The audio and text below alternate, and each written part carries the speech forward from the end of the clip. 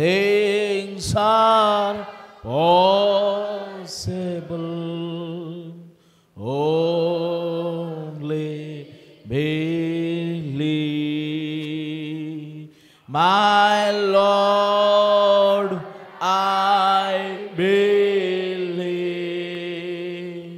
My Lord, I believe that all things are possible. My Lord, I believe. My Jesus is here. Oh, glory, hallelujah. My Jesus is here. Yes. And all things are possible. My Jesus is here. My Jesus is here. My Jesus is here. And all things are possible. My Jesus is here. Praise the Lord. Let's turn to the Bible. పరిశుద్ధ గ్రంథమును తెరదాము. మనము బబులోను గురించి మాట్లాడుకుంటున్నాం. మర్మమయున్న బబులోను. It's mystery Babylon. కానీ 7వ దూత ద్వారా మర్మమంతయు సమాప్తమైనది. ప్రకటన 10వ అధ్యాయం 7వ వచనం ప్రకారముగా 7వ దూత పలుకు దినములలో, అతని స్వరపు దినములలో దేవుడు తన దాసులకు ప్రవక్తలకు తెలిపిన సువార్త ప్రకారము దేవుని మర్మమంతా. సో మిస్టరీ బ్యాబిలోన్ ఏదో మనకు తెలుసు. ఇప్పుడు ఆ మర్మమైన బబులోన్ ఏదో మనకి ఇప్పుడు తెలుసు. కానీ ఇప్పుడు ఆ మర్మమైన బబులోను ప్రపంచాన్ని మొత్తం ముట్టడి వేసిందని కూడా ప్రవక్త చెప్పాడు. మతపు శక్తి, రాజకీయపు శక్తిని ఇప్పుడు వాడు ఐక్యతలోనికి తీసుకొచ్చాడు. వాటిని ఏకత్వంలోనికి తీసుకొచ్చాడు. మతపు శక్తి, రాజకీయపు శక్తి. ఇప్పుడు మూడవది, వాడు ఇప్పుడు ప్రపంచ ఆర్థిక వ్యవస్థను కూడా తన చేతిలోనికి తీసుకోబోతున్నాడు. ఆ మూడిటిని వాడు మిశ్రమము చేసి ఈ ప్రపంచమును వాళ్ళు పరిపాలించబోతున్నారు. ఆ మిస్టరీ బ్యాబిలోన్ ప్రపంచాన్ని పరిపాలించబోతున్నది. ఆ మర్మమయున బబులోను ప్రపంచాన్ని పరిపాలన చేయబోతున్నది. నేను చెప్పేది మీకు అర్థమవుతున్నదా? ఇప్పటికే వాడు ముట్టడి వేశాడు. ప్రపంచాన్ని మొత్తం ముట్టడి వేశాడు. ఆ సంగతి ప్రపంచానికి తెలియదు, ప్రపంచ దేశాలకు తెలియదు. ఒక వధువుకి మాత్రమే తెలుసు. ఆమె కూడా ఎలా తెలుసు? 7వ దూత వర్తమానములో మర్మము విప్పబడింది. 7 ముద్రలు విప్పబడ్డాయి. వాక్యము తెరబడినది. ఆ విధముగా ఈరోజు ఆమెకు అవి బయలుపరచబడ్డాయి. ఈ మర్మమైన బబులోనే ఇప్పుడు ప్రపంచాన్ని పరిపాలన చేసేది. ఇప్పటికే చేస్తున్నది, రాజకీయంగా, మతపరంగా. కానీ ఇప్పుడు ఆర్థిక వ్యవస్థను కూడా తన చేతిలోనికి తీసుకొని పూర్తిగా ప్రపంచాన్ని పరిపాలన చేసే రోజు రాబోతున్నది. ఖచ్చితంగా వస్తుంది. కానీ చాలా అద్భుతమైన విషయం ఇక్కడ ఏంటిదంటే మనం ఉండం. ఆ అపవాది పరిపాలనలో మనం ఉందాం. ఆ మహాబబులోను పరిపాలనలో మనం ఇక్కడ ఉండం. నేను ఈరోజు ఉదయం చెప్పాను నరసింహపేటలో, అందుకే దేవుడు మనకు మరొక రాజ్యాన్ని ఇచ్చాడు. 1963లో రాజు వచ్చాడు, రాజ్యం వచ్చింది. ఏంటిది? రాజు వచ్చాడు, రాజ్యము వచ్చింది. ఇప్పుడు ఆ రాజ్యం ఎవరిలో స్థాపించబడింది? ఈ పెళ్లి కుమార్తెలో స్థాపించబడింది. ఈ నూతన యెరూషలేము అనే పట్టణంలా ఆ రాజ్యము స్థాపించబడి ఆ రాజ్యానికి రాజులకు రాజుగా, ప్రభువులకు ప్రభువుగా ఇప్పుడు ఆయన మనని పరిపాలన చేస్తూ ఉన్నాడు. దాన్ని నేను 31st నైట్ చెప్పాను. నేను ఫస్ట్ మార్నింగ్ కూడా నేను అదే చెప్పాను. నేను 1000 ఏళ్ల పరిపాలనలో ఏదైతే జరగబోతున్నదో అది ఇక్కడే ఆత్మ సంబంధముగా ముందు అది ఇప్పుడు వధువులో జరుగుతూ ఉన్నది. ఆ రాజ్యం ముందు వధువులో స్థాపించబడ్డది. వధువులో ఆయన రాజుగా ఉండి పరిపాలన చేస్తాడు. తర్వాత భౌతిక ప్రపంచంలో అది 1000 ఏళ్ల పరిపాలనలో. అందుకే నీ లోపల పాపం ఉన్నది, నీ లోపల పాపం ఉన్నది. ఈ శరీరం ఉన్నంతసేపు పాపం ఉంటుంది. ఈ రక్తమాంస శరీరం ఎందుకు ఇది వచ్చిందే లైంగిక సంపర్కము ద్వారా, ఆది పాపము ద్వారా. అందుకే దీని మార్పు కోసం మనం ఎదురు చూస్తున్నాం. అది ఇక్కడ విషయం ఏంటంటే, ఇందులో పాపము చేయకుండా పరిశుద్ధాత్మ ఏం చేస్తాడంటే ఈ భూమిలో పరిస్థితులని గొలుసుల చేత బంధిస్తా అంటాడు. అందుకే నేను అంటుంటాను, ప్రవక్త చెప్పిందే, శోధనలు వస్తాయి కానీ శోధనలో పడకుండా ఆయన కాపాడుతా అంటాడు. పరలోక ప్రార్థనలో అదే మనకు నేర్పించింది. శోధనలోకి మమ్మల్ని తేక దుష్టుని నుండి తప్పించుము. శోధనలు వస్తాయి కానీ ఆ శోధనలోనికి రాకుండా, అంటే ఆ శోధనలో మనం పడిపోకుండా ఉండడానికి ఆయన ఏం చేస్తాడు? ఆయన మనల్ని పరిస్థితులని గొలుసుల చేత ఆ పాపం జరగకుండా ఆపుతూ ఉంటుంది అది. So that's the reason. ఆ కారణాన్ని బట్టే పాపము ఉండదని కాదు, ఈ శరీరము మార్పు చెందేదాకా పాపం ఉంటుంది కానీ నువ్వు పాపం చేయకుండా నిన్ను కాపాడుతా అంటాడు. అందుకే యోహాను ఏమన్నాడు? లోకములో ఉన్నవాని కంటే నీలో ఉన్నవాడు గొప్పవాడు అన్నాడు. ఆయనే మన శిరస్సు, తలరాయి. ఈ రాజ్యానికి రాజు ఆయనే. మనలో ఉన్న ఆ 4 ఆగ్ర రాజ్యాలు, అన్యజనులోని ఆ 4 ఆగ్ర రాజ్యాలు మనలో నుండి అవి ఆ చిన్న రాజ్యం వచ్చి, ఆ చిన్న రాయి వచ్చి దాన్ని మొత్తం తుత్తునీలు చేసేసి చూడండి ఈ భూమి నుండి అది తీసేసింది. అందుకే ఇప్పుడు మీ దేహమే దేవుని ఆలయం, దేవుడి మందిరం, దేవుని ఆత్మ మీలో నివసిస్తున్నదన్నాడు. ఫ్రెండ్స్, అవన్నీ మనం చాలా జాగ్రత్తగా గమనిస్తూ ఉండాలి. అందుకే మనం బబులోను రాజ్యంలో ఉండం. మనం ఆ మహాబబులోను, the great Babylon, mystery Babylon, మర్మమయున్న బబులోను, వాడు ఈరోజు ప్రపంచాన్ని మొత్తం ముట్టడి వేయగలిగాడు ఒక మనల్ని తప్ప. మనల్ని ఎందుకు చేయలేకపోయాడు? పక్షి చూచుచుండగా వల వేయుట వ్యర్థము. మనకు ఆల్రెడీ వాడు ఏం వలేస్తాడో మనకు తెలుసు.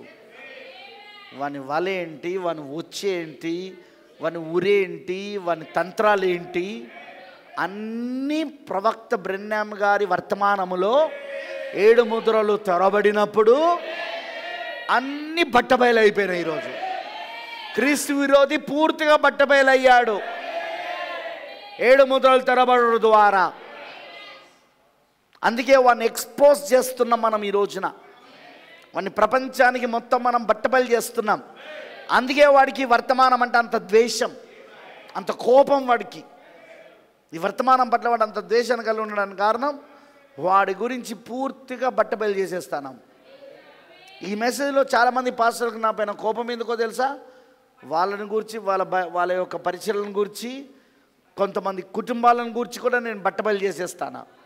పేర్లు చెప్పకుండానే, వాక్యముల పేర్లు చెప్పకుండానే వాక్యములో నేను ఆ పని చేస్తాను కాబట్టి వాళ్ళ కోపం వచ్చేస్తాను. అది వాళ్ళు కాదు, వాళ్ళలో ఉన్న అపవాది దయ్యం. అది వాళ్ళ కోపం కాదు, అది వాళ్ళలో ఉన్న దయ్యం. అదిగో చూసినా మా గురించే బోధిస్తున్నాడు ఆయన. అదిగో మా కోసమే చెప్తున్నాడు ఆయన, మా కోసమే, మా నిమిత్తమే చెప్తున్నాడు. చూసినా వాళ్ళే ఒప్పుకుంటాను. మళ్ళీ అది కూడా వాళ్ళ పేర్లు నేను చెప్పకపోయినా వాళ్ళే ఏమనుకుంటున్నారంటే మా కోసమే చెప్తున్నాడు మార్క్ పాస్టర్ గారు. See they are exposing. వాళ్ళు ఏమవుతున్నాడు, బట్టబల్ల అయిపోతున్నారు, వాళ్ళు బయలుపరచబడుతున్నారు, వాళ్ళు తెలియజేయబడుతున్నారు వాళ్ళ లోకానికి. అందుకే ప్రియమైన దేవుని పిల్లలారా, ఈ వర్తమానం ద్వేషించేది పాతాళ లోకములో ఉన్న దయ్యాలన్నీ కూడా 20 కోట్ల దయ్యాలు. అవి ఇప్పుడు భూమిపైననే ఉండి ఈ వర్తమానాన్ని ద్వేషిస్తానాయి. కానీ వర్తమానాన్ని ప్రేమించే గుంపు కూడా ఉంది. వాళ్ళే ఏర్పరచబడిన ఎన్నుకోబడిన గుంపు. వాళ్ళే జగతు పునాది వేయబడక మునిపే వాళ్ళ పేర్ల గొర్రెపిల్ల జీవ గ్రంథములో రాయబడి ఉన్నది. They love this message. ఈ వర్తమానం అంటే వాళ్ళకి ఇష్టం. ఎందుకో తెలుసా? వాళ్ళు ఆ వాక్యంలో నుండే వచ్చారు, ఆ వర్తమానంలో నుండే వచ్చారు, ఆ వర్తమానం కోసమే పుట్టారు, ఆ వర్తమానం కోసమే జీవిస్తారు, ఆ వర్తమానముగా మారి ఈ భూమిపై నుండి వెళ్ళిపోతారు. బ్రదర్ ఏమన్నాడు? వధువు కూడా వాక్యములో నుండే వచ్చింది, అందుకే ఇప్పుడు ఆమె వాక్యముగా మారుతా ఉన్నది. ఇప్పుడు వాక్యముగా ఆమె వెళ్ళిపోబోతున్నది. ఆమె చెప్పాడా లేదా అని చెప్పాడా లేదా? టైం ఇప్పుడు అదే సమయంలో ఉన్నాం మనం. ఆయన వాక్యముగా మారిన సమయం. సో బిలీవ్ ఇట్, నమ్మండి. అందుకే ఓకే, మనం ఆ మహాబబులోను, మర్మమైన బబులోను గురించి మాట్లాడుకుంటున్నాము. ఎందుకు అంటే నేను ఈ వివరాలన్నీ మీకు ఇవ్వాలని నాకు మనసులో ఉండే ప్రతిభానం యొక్క మెసేజ్లో నుండి, అందుకే చెప్తున్నాను. ఆదికాండం 10వ అధ్యాయం. ఇక్కడ ఆదికాండం 10వ అధ్యాయంలో మనకు నోవా యొక్క 3 కుమారుల యొక్క సంతానం గురించి మనకు రాయబడి ఉంది. జలప్రలయం తర్వాత మొత్తం ముందున్న ప్రపంచం, పాత ప్రపంచం అంతా జలప్రలయంలో జలసమాధి అయిపోయింది. ఒక మిగిలిపోయింది ఎవరైనా ఉన్నారు అంటే నోవాహు కుటుంబం మాత్రమే. ఆ నోవాహు కుటుంబంలో కూడా 3 కుమారులు మాత్రమే మిగిలారు, షేము, హాము, యాపేతు. వాళ్ళ యొక్క జీనాలజీ, వాళ్ళ యొక్క వంశావళి ఇక్కడ రాయబడింది. అందులో మనము హాము సంతానం గురించి చూద్దాం. హాము జీనాలజీ, హాము యొక్క వంశావళి 6వ వచనంలో చూస్తున్నాం. ఆదికాండం 10వ అధ్యాయం 6వ వచనం. హాము కుమారులు కూషు, మిస్రయీము, పూతు, కానాను అనువారు. కూషు కుమారులు సెబా, హవీలా, సప్త, రాయమ, సప్తక అనువారు. రాయమ కుమారులు షేబా, దాదాను అనువారు. తర్వాత మీరు చూడండి, ఇక్కడ కూషు నిమ్రోదును కనెను. సపరేట్గా రాస్తున్నాడు. ఆల్రెడీ పైన కూషు కుమారులు ఎవరో రాశారు, అయినా ఇది ప్రత్యేకంగా రాస్తున్నాడు. గమనిస్తున్నారా మీరు? పరిశుద్ధాత్మ ప్రత్యేకంగా రాయిస్తున్నాడు. ఎందుకు? సర్ప సంతానం అది ఫాలో అవుతున్నది అక్కడ. హాము యొక్క సర్ప సంతానము ఎలా వస్తుందో చెప్పబడుతుంది ఇక్కడ. అవునంటారా? కూషు నిమ్రోదును కనెను, అతడు భూమి మీద పరాక్రమశాలి ఉండుటకు ఆరంభించెను. అతడు యెహోవా ఎదుట పరాక్రమము గల వేటగాడు. కాబట్టి యెహోవా ఎదుట పరాక్రమము గల వేటగాడైన నిమ్రోదు వలె అను లోకోక్తి కలదు. షీనారు దేశంలోని, చూడండి ఆయన రాజ్యం ఎక్కడి నుండో ఉంది చూడండి. ఎవరిది? నిమ్రోదుది. వింటున్నారా? షీనారు దేశంలోని బాబేలు, ఎరకు, అకదు, కల్నే అను పట్టణములు అతని రాజ్యమునకు మొదలు. ఆ దేశంలో నుండి అశ్షూరుకు, ఈ అశ్షూరు అనే మాట గుర్తుపెట్టుకోండి. అశ్షూరు యాక్చువల్గా అశ్షూరు అనేది ఒక రాజ్యం కాదు, ప్రవక్త చెప్తాడు. కానీ మీకు అర్థమవుతుంది అశ్షూరు అంటే ఏంటిదో. బబులోన్ లాంగ్వేజ్లో, కల్దీయుల యొక్క భాషలో బలవంతునిగా ఉండుట అని అర్థం. ఇది నామవాచకం కాదు. ఇది అంటే దేశం ఒక పేరు కాదు. ఇది తర్జుమాలో దానిని ఒక దేశం యొక్క పేరుగా పెట్టారు వాళ్ళు. అశ్షూరు అనేది, అశ్షూర్ అనేది నామవాచకం కాదు. అశ్షూర్ అనేది అర్థం ఏంటిదంటే బలవంతుడిగా ఉండుట. అతనికి నిమ్రోదికి అశ్షూరు రాజు అని పేరుండే, అంటే బలవంతుడిగా ఉండే రాజు అని పేరుండే. బలవంతుడిగా ఉండే రాజు. మీకు అర్థమవుతుందా? ఓకే, మీకు చూపిస్తానులే, మీరేం టెన్షన్ పడకండి. ఆ దేశం నుండి అశ్షూరుకు బయలుదేరి వెళ్ళి నినెవేను, రహోబోతీరును, కాలవును, నినెవేకును కాలవుకును మధ్యనున్న రెసెనును కట్టించెను. ఇదే ఆ మహాపట్టణము. చిన్న ప్రార్థన. ప్రభు అయిన దేవ, సర్వశక్తిమంతుడా, కృపామయుడైన తండ్రి, నీకు స్తోత్రములు. ఈ మధ్యాహ్న కాల సమయంలో మరొకసారి నీ రక్తం క్రిందకు వచ్చి ప్రార్థిస్తున్నాం. నువ్వు చిందించిన రక్తం క్రింద మా ప్రతి పాపం ఒప్పుకుంటున్నామయ్యా. నీ రక్తంలో మమ్మల్ని కడుగు. హృదయ శుద్ధి గలవారు ధన్యులు, వారు దేవుని చూచెదరు అన్నావు. అవును, మేము శుద్ధీకరించబడిన హృదయములో ఉండాలి. రక్తము చేత, ఆత్మ చేత, వాక్యమనే ఉత్క స్నానము చేత మా అంతరంగము శుభ్రము చేయబడాలి. మా హృదయము, మా మనస్సాక్షి శుభ్రము చేయబడాలి. అప్పుడే నిన్ను మేము చూడగలమయ్యా. అలాంటి కృప మాకు ఇవ్వమని ప్రార్థిస్తున్నా. వచ్చిన నీ బిడ్డలందరినీ దీవించు. ఎంతమంది అయితే నీ వర్తమానమును వింటున్నారో వారందరి కనులు తెరవబడును గాక. ఈ గూఢమైన సంగతులు వాళ్ళు గ్రహించినట్లుగా నీ పరిశుద్ధాత్మ వారికి సాయం చేయను గాక. నీకు పూర్తిగా మేము సమర్పించుకుంటూ యేసుక్రీస్తు నామములో ప్రార్థిస్తున్నాము. ఆమేన్. దయచేసి కూర్చోనండి, ప్లీజ్ బీ సిట్ డౌన్. మరి ఎవరెవరైతే పొద్దున మీటింగ్ వినలేదో, నర్సంపేట మీటింగ్ తప్పకుండా వినండి, ఎందుకంటే అక్కడ నుండే నేను కంటిన్యూ చేస్తున్నాను. గమనించాలి, తల్లి మరియు కుమారుడు, తల్లి మరియు బాలుని ఆరాధన గురించి ఇక్కడ ప్రవక్త గారు చెప్పుకుంటూ వచ్చాడు. పెరగమ సంఘకాలంలో 88వ పారాగ్రాఫ్లో చెప్పాడు. అదంతా ఏమని చెప్పాడంటే, తల్లి మరియు శిశువు ఈ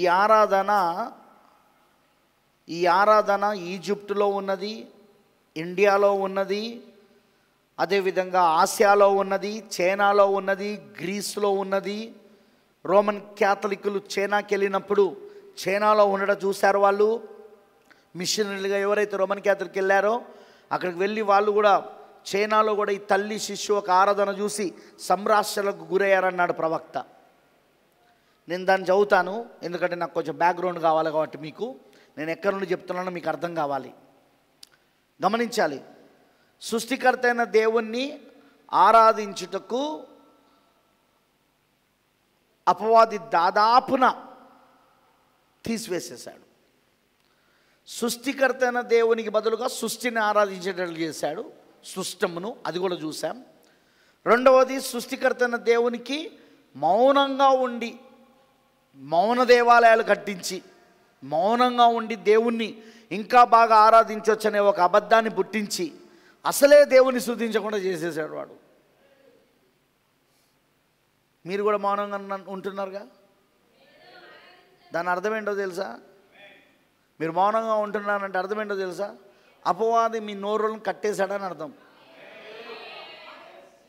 నువ్వు ఇక్కడికి వచ్చినప్పుడు దేవుని ఆరాధించాలా, నువ్వు పాటలు పాడేటప్పుడు నువ్వు కూడా చప్పట్లు కొడుతూ ఎలుగెత్తి పాట పాడాలా, నువ్వు ప్రార్థన చేసేటప్పుడు ఏకీభవిస్తూ ఉండాలా, వాక్యం చెప్పేటప్పుడు దేవుని స్తుతిస్తూ ఉండాలి. ఆమేన్ హల్లెలూయాలతో చప్పట్లు కొడుతూ మధ్య మధ్యలో లేచి దేవుని స్తుతిస్తూ ఉండాలా. నువ్వు అట్లనే కూర్చొని ఉన్నావు, నీ చేతులు పైకెత్తడం లేదు, చప్పట్లు కొట్టడం లేదు, నీ నోరు తెరిచి దేవుని స్తుతించట్లేదు అంటే అర్థమేంటో తెలుసా? దాదాపు సృష్టికర్త అయిన దేవుణ్ణి నువ్వు ఆరాధించకుండా నీవు నిర్లక్ష్యము చేయునట్లుగా వాడు చేసేసాడు వాడు. కానీ నువ్వు మర్చిపోతుంది ఏంటంటే, మనం వచ్చిందే దేవుని ఆరాధించడానికి. అర్థమైందని అన్నది? మనం వచ్చిందే దేవుని ఆరాధించడానికి, మనం పుట్టిందే దేవుని ఆరాధించడానికి. తెలుసుగా మీకు, దేవుడు, జీఓడి, గాడ్, ఇంగ్లీష్లో గాడ్ అనే పదమునకు అర్థం ఏంటిదో తెలుసా? ఆరాధనకు పాత్రుడని అర్థం. ఆయన మొదటిగా దేవుడని పిలువబడలేదు, ఆయన గాడ్ అని పిలువబడలేదు. ఎందుకైనా దేవుడని పిలువబడలేదు? ఆరాధించేవారు ఎవరు లేరు కాబట్టి. కానీ ఆయన ఎప్పుడైతే ఆరాధించే వారిని సృజించాడో అప్పుడైనా దేవుడని పిలువబడ్డాడు. మరి దేవుడు ఈరోజు మనల్ని ఎందుకు సృజించాడంటావు? వినపడతలేదు నాకు. ఆయనను ఆరాధించడానికి. మీకు ఒక అద్భుతమైన సన్నివేశం చూపిస్తా, సమయం వచ్చింది కాబట్టి చెప్తాను. నేను ఇది నా మనసులో పొద్దున నుండి ఉంది చెప్పాలని. అదేంటిది అంటే,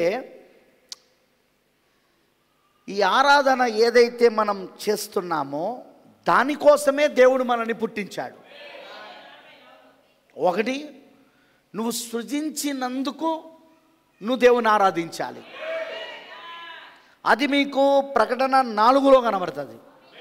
ఒకసారి చూడండి, ప్రకటన 4వ అధ్యాయంలో. మీకు తెలుసు కదా, అక్కడ ప్రకటన 4వ అధ్యాయం ఏంటిది? యోహాను 7 సంఘకాలాలు భూమిపైన ముగించబడ్డాక. మర్చిపోతే ఏం చేయలేను నేను, మీకు ఇవన్నీ తెలియకపోతే ఇంకా అసలే ఏం చేయలేను నేను. ఎందుకంటే పరలోకం వాక్యముతో నిండి ఉన్నది. దేంతో ఓ విధంగా చెప్పాలంటే పరలోకం వాక్యం. ఇప్పుడు దేవుడు నిన్ను ఎందుకు వాక్యంగా మార్చాలనుకుంటున్నాడు? అందులో పరలోకానికి నువ్వు వెళ్ళాలంటే నువ్వు ఇక్కడ వాక్యంగా మారాలి. వాక్యంగా మారడం అంటే ఈ వాక్యం అంతా నీకు తెలిసి ఉండాలి. ఆదికాండం మొదలుకొని ప్రకటన గ్రంథం వరకు నీకు తెలిసి ఉండాలి. అందుకే కదా ఆయన ముద్రలు తెరిచింది. ఆదికాండం నుండి ప్రకటన గ్రంథం వరకు ముద్రించబడి ఉండే 7 ముద్రల చేత ఇప్పుడు ఆయన 7 ముద్రలు ఎందుకు తెరిచాడు? ఆ వాక్యమంతా నీకు తెలియజేయడానికి. నువ్వు పరలోకానికి వెళ్ళినప్పుడు అక్కడ వాక్యం నేర్చుకునేది ఏం లేదు. వాక్యంగా మారినోడు అక్కడికి వెళ్తాడు. ఆల్రెడీ వాక్యంగా మారినోడు అక్కడికి వెళ్ళినప్పటికీ అక్కడ వాక్యము బోధించబడుట, వాక్యం నేర్చుకున్నట ఏదైనా ఉంటుందా? ఉండదు. అర్థమైందని చెప్పింది. మరి అక్కడ ఏముంటుంది అంటావు? వాక్యంగా మారినవాడు అక్కడికి వెళ్ళి దేవుని ఆరాధిస్తూ ఉంటాడు. నువ్వు వాక్యంగా మారాల్సింది ఇప్పుడే భూమిపైన మారాలి. ఏదో కథలు వినడం కాదు. ఆదివారం ఏదో పాస్టర్ చెప్పిన కొన్ని కథలు విని ఏదో నువ్వు వచ్చి కూర్చొని ఓ 2-3 గంటలు నేను మతమును అవలంబిస్తాను, నేను ఒక మతాచారంలాగా వచ్చిపోయాను. అది కాదు. నీ లోపల వాక్యము విత్తబడుతూ, నీ లోపల వాక్యము చేర్చబడుతూ, ఆ వాక్యం నీలో శరీరధారి కావాలా, నీలో రక్తమాంసము కావాలా. అది అర్థమైందా? ఈ వాక్యముగా నువ్వు మారాలంటే నీకు ముందు వాక్యం తెలియాలి కదా.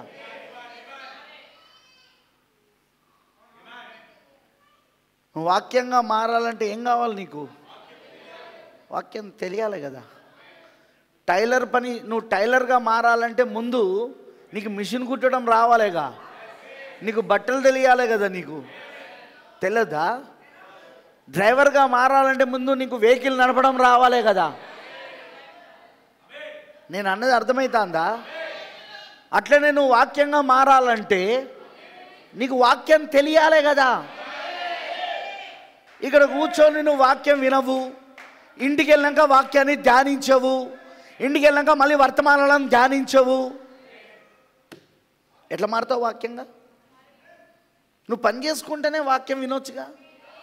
ఇల్లు ఊడుస్తూ వాక్యం వినొచ్చుగా. సెల్ ఫోన్లో ఆన్ చేసుకొని వినొచ్చు కదా.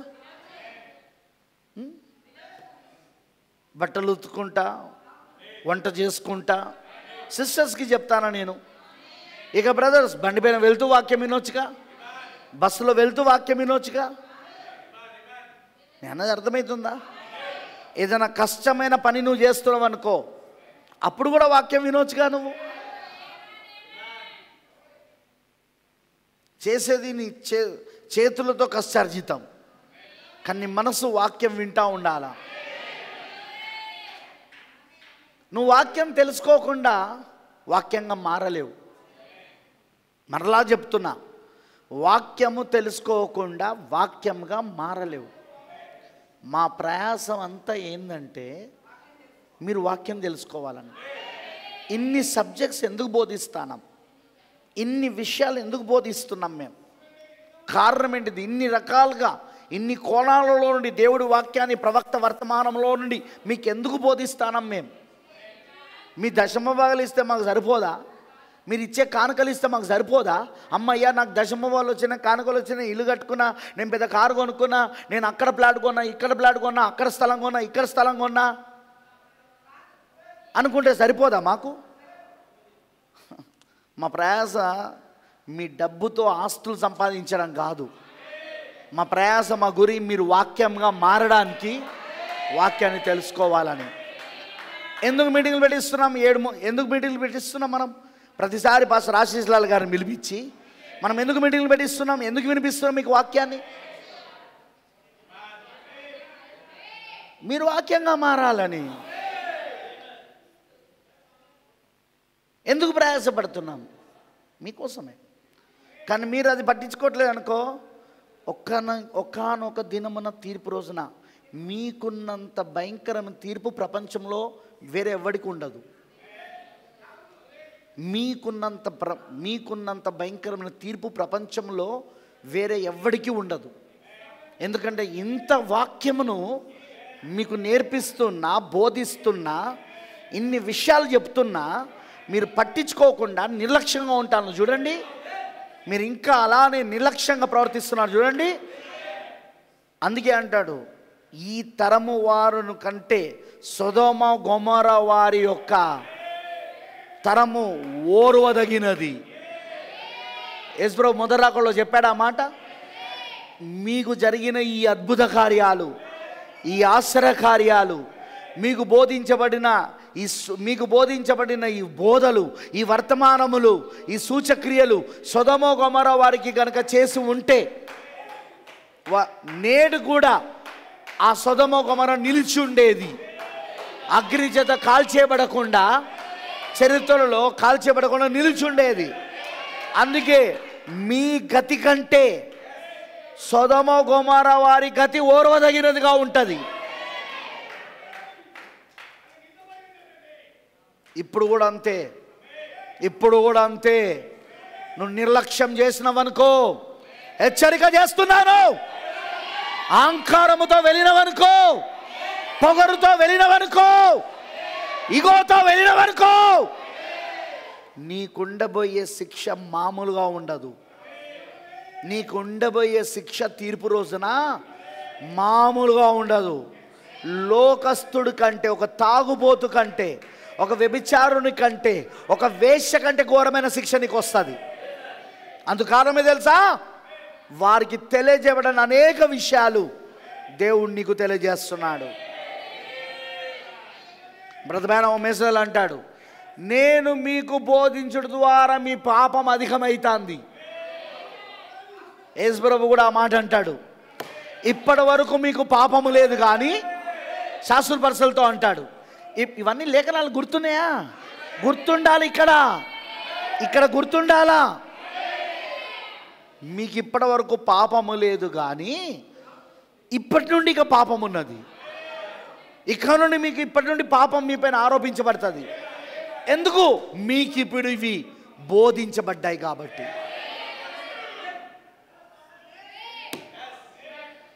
మీకు ఇవి బోధించబడ్డాయి కాబట్టి, మీరు వీటిని నమ్మడం లేదు కాబట్టి, వీటిని స్వీకరించడం లేదు కాబట్టి, ఇక్కడ నుండి మీ పైన పాపం ఆరోపించబడుతుంది.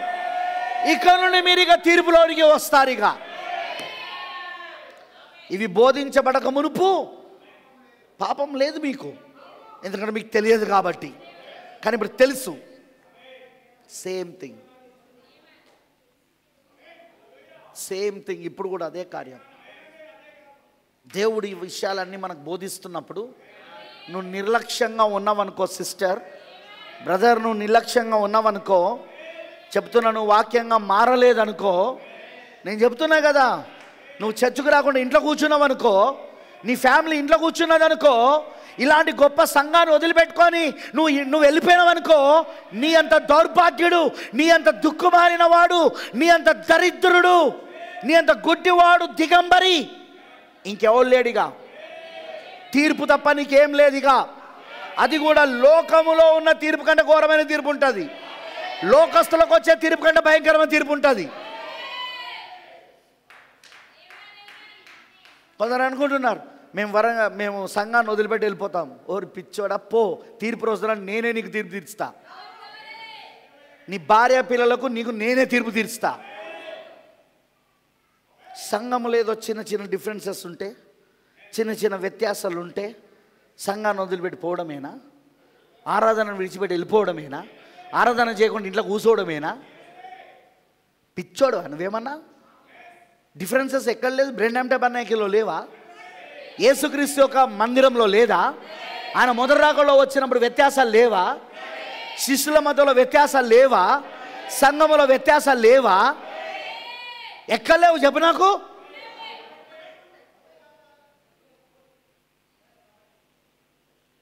దానికోసం నువ్వు దేవునికి ఆరాధనకు దూరం కావద్దు. దానికోసం అది సాకుగా చెప్పి నువ్వు దేవుని సన్నిధికి దూరం కావద్దు. ఇలాంటి అద్భుతమైన వర్తమానాలు బోధించే సంఘమునకు నువ్వు దూరం కావద్దు. అయ్యావంటే నేను మరలా చెప్తున్నా, ఎదుర్కోబోతున్న తీర్పు మామూలుది కాదు. తాగుబోతుకు ఇచ్చే తీర్పు కంటే ఘోరమైన తీర్పు నీకు ఉంటుంది. వేశ్యలకు ఇచ్చే తీర్పు కంటే ఘోరమైన తీర్పు నువ్వు పొందుకుంటావు. Don't leave the church. సంఘాన్ని వదిలిపెట్టకు. ఇలాంటి సంఘం నీకు అందరి దగ్గర దొరకదు. చాలా సంఘాలలో చాలామంది విశ్వాసులు నాకు ఫోన్ చేస్తూ ఉంటారు, మమ్మల్ని ఏం చేయమంటావు పాస్టర్ గారు, మేము చర్చ్ అయిపోవడంతోటే ఇంటికి రావడంతోటే మీ ఆరాధనలు మేము వింటాం. అది మొన్న కూడా ఒక సిస్టర్ ఫోన్ చేసింది, ముంబై నుండి ఒక సిస్టర్ ఫోన్ చేసింది, తెలుగు మాట్లాడే సిస్టరే. నేను గత 4-5 సంవత్సరాలు మీ వర్తమానం వింటున్నాను. ఇక్కడ ఆరాధన అయిపోవడంతో ఇంటికి రావడంతోటే మీ యొక్క మెసేజ్ వింటాను పాస్టర్ గారు నేను. కానీ ఇలా బోధించే వాళ్ళు మా దగ్గర లేరు. అదిగో దాని ఏమంటారు, దాని కర్ణాటక బెంగళూరు నుండి ఫోన్ వస్తుంది, ఓ బ్రదర్ ఫోన్ చేస్తాడు, మీలాగా బోధించేవారు మా దగ్గర లేరండి. మీ వర్తమానమే మేము బలపరచబడతాం. మీ వర్తమానం వల్ల మేము ఎంతో దీవించబడుతున్నాం, ఎన్నో విషయాలు నేర్చుకుంటున్నాం.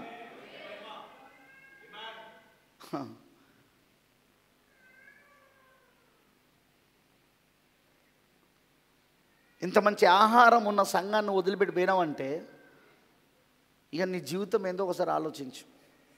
ఇలాంటి ఎక్కడ ఉండలేడిగా. ఇలాంటి మంచి ఆహారం, ఇంత బలమైన ఆహారం, ఏకైక మనిషి కుమారుని శరీరమును రక్తమును ఇక్కడ స్పష్టంగా బల్ల యొద్ద మన అందరం కూడుకొని తింటా ఉన్నాం ప్రతి మీటింగ్లా. పాస్టర్ ఆశీస్ లాల్ గారి ప్రసంగాలు ఈరోజు అర్థమవుతానే అంటే నేను చెప్పే ప్రసంగాలు వినడం ద్వారా, నేను చెప్పే ప్రసంగాలను నేర్చుకునడం ద్వారా, లేకపోతే ఆయన చెప్పే ప్రసంగాలు మీకు అర్థం కావు. అందుకే చాలా చర్చెస్ ఎవరైతే ఆయన నా ప్రసంగాలు వినరో ఆయన ప్రసంగాలపైన అందుకే ఆసక్తి చూపించారు. అందుకే వాళ్ళు పిలువరు, ఆయన దగ్గర ప్రసంగాలు వినరు, ఆయన లైవ్ వినరు. వినకపోగా ఆయనది చూడొద్దని చెప్తారు. ఆశీస్ గారి ప్రసంగం చూడొద్దు, మార్క్ గారి ప్రసంగం చూడొద్దని చెప్పేస్తారు డైరెక్ట్గా. బాంబేలో కూడా అట్లనే చెప్తున్నారు, బెంగళూరులో అట్లనే చెప్తున్నారు, తెలుగు రాష్ట్రాలలో అట్లనే చెప్తున్నారు. మరి నేను మీకు ఇంత మంచి ఆహారం పెడతానా? మీరెంత ఉండాలి చెప్పండి? ఒకసారి భౌతికంగా ఆలోచించండి. గాజాలో ఉన్న వాళ్ళ పరిస్థితి ఎట్లుందో తెలుసా? ఒక్క పూట భోజనం దొరకలేదు వాళ్ళకు, ఒక బాటిల్ నీళ్లు తాగడానికి దొరకలేదు వాళ్ళకు. మనం ఇక్కడ ట్యాపులే నీళ్ళే, డ్రమ్ములో నీళ్ళే పారబోస్తాను మనం ఇక్కడ. మనం ఇంత అన్నం పెట్టుకొని దాంట్లో ఇంత తిని మిగతా వదిలిపెడతాను మనం. వాళ్ళు ఇంతే అన్నం కోసం సస్తాను. భౌతికంగా చూడండి ఇప్పుడు మనం ఎలా ఉన్నాం, మనం ఎంత హాయిగా ఉన్నాం. మనం 3 పూటల భోజనం, ఏ కూరగాయలు అంటే ఆ కూరగాయలు, ఏ చికెన్ అంటే చికెన్, మటన్, ఫిష్ ఏదైనా అందుబాటులో ఉన్నాయి. నీళ్ళు ఒక 10 రూపాయలు పెడితే 13 లీటర్ల నీళ్ళు, అవునా? కానీ అక్కడ ఒక్క బాటిల్ నీళ్ళు లేవు. అక్కడ 1 లీటర్ బాటిల్ లేవు, పిల్లలకు ఆహారం లేదు, పౌష్టిక ఆహారం లేదు, మంచి ఆహారం లేదు, తినడానికి తిండి లేదు. చూసుకోండి ఒకసారి, యూట్యూబ్లో ఉన్నాయి వీడియోస్. కానీ ఈరోజు ఎలా ఉన్నాం, మనం ఎలా ఉన్నాం ఈ రోజున? సేమ్ ఆత్మీయంగా కూడా అంతే. సంఘ శాఖల పరిస్థితి గాజా పరిస్థితి, అనేక ఎంటెంఎస్ఎస్ పరిస్థితి, అనేక ఎంటెంఎస్ఎస్ సంఘాల పరిస్థితి గాజా పరిస్థితి. ఆత్మ సంబంధంగా ఆహారం లేక, ఒక అరగంట సేపు పాస్టర్ గారు 7వ ముద్ర మీద చెప్తాడేమో చూద్దాం, మనం ఇక్కడ 150 ప్రసంగాలు చేసినాం. తినండ్రా బాబు అని 150 ప్రసంగాలు చేసినాం ఇక్కడ మనం 7వ ముద్ర మీద. ఇంకా చాలా ప్రసంగాలు చేశాను నేను.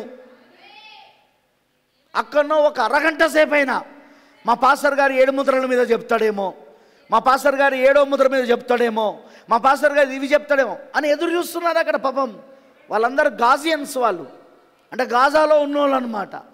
ఆత్మ సంబంధంగా మాట్లాడతానా, వాళ్ళందరూ గాజాలో లాగున్నారు వాళ్ళ పరిస్థితి. ఇక్కడనో సమృద్ధి ఆహారం, ఇంత పెడుతున్నాను తినలేదనుకో, మరి లవోదికయ దరిద్రమైనది, దౌర్భాగ్యమైనది, దిక్కుమాలినది అన్న మాటల్లో ఏమైనా తేడా ఉందా? ఆత్మ సంబంధంగా నిజంగానే కదా, భౌతికంగా కాదు. భౌతికంగా ధనవంతురాలు, ధనవృద్ధి చేసుకొని ఉన్నది, నాకేమీ కొదవలేదంటున్నది.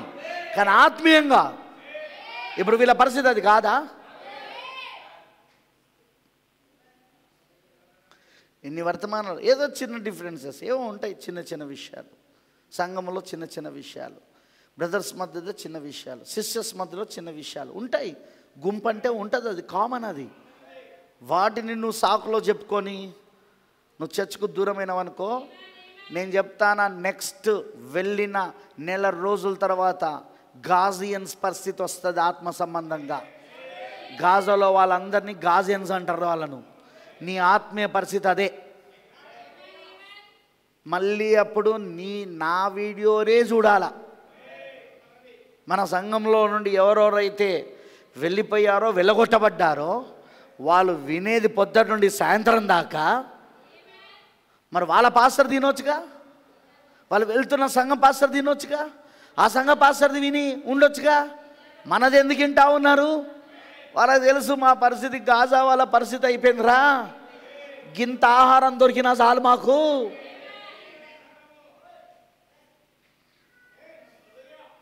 వాళ్ళ పరిస్థితి ఇప్పుడు అది. బ్రదర్ సిస్టర్, నేను మరలా చెప్తున్నా, జాగ్రత్త, పోగొట్టుకోకండి, దూరం కాకండి, చర్చ్ నుండి దూరం కాకండి. అయితే నువ్వు ఆత్మీయంగా చచ్చిపోయినట్టే. ఇక ఆహారం తినకపోతే ఏమవుతావు? చచ్చిపోరా? ఇప్పుడు ఆత్మీయంగా కూడా నువ్వేమవుతావు తెలుసా? చనిపోతావు. అందుకే జీవించుచున్నావని పేరు మాత్రమే నీకున్నది, కానీ నువ్వు మృతుడవే అని ఉంది బైబిల్లో. సంఘకాలంలో దేవుడు అన్నాడు ఆ సంఘంతో. అలా ఉన్నాయి ఈరోజు వీళ్ళన్నీ సంఘాలన్నీ కూడా, ఈ క్రైస్తవులందరూ కూడా జీవించుచున్నామనే పేరు మాత్రమే ఉంది వాళ్ళ దగ్గర, కానీ వాళ్ళ ఆత్మీయంగా ఎప్పుడో చచ్చిపోయారు. అందుకే వాళ్ళకి ఇక ఆకలి తప్పులు కూడా కాదు. ఇక బైబిల్ చదవాలి, వర్తమానాలు ధ్యానించాలి, లోతైన విషయాలు తెలుసుకోవాలి, దేవుని వాక్యం పూర్తిగా తెలుసుకోవాలి. నాకు 7వ ముద్ర అర్థం కావాలి, నాకు 7 పరిమాణాలు అర్థం కావాలి, అసలు దేవుని ప్రణాళిక ఏందో నాకు అర్థం కావాలి, వాక్యం యొక్క బయలుపాటు ఏందో నాకు తెలియాలి, ఈ లోతైన విషయాలు నాకు అర్థం కావాలి. అవన్నీ ఉండవు ఇక వాళ్ళకి. ఇక ఎందుకు? ఆత్మీయంగా వాళ్ళు ఏమయ్యారు? ఇప్పుడు వాళ్ళు చచ్చిపోయారు. బ్రతుకున్నవాడికి మాత్రమే నాకు ఇంకా లోతైన విషయాలు తెలియాలి, ఇంకా నాకు ఆధ్యాత్మికమైన ఆహారము, వాక్యము నాకు కావాలి. నాకు నేను బ్రతుకుచున్నదే వాక్యము ద్వారా. అది కూడా ఒక వాక్యం కాదు, దేవుని నోటి నుండి వచ్చిన ప్రతి మాట ద్వారా, ఆదికాండం మొదలుకొని ప్రకటన గ్రంథం వరకు.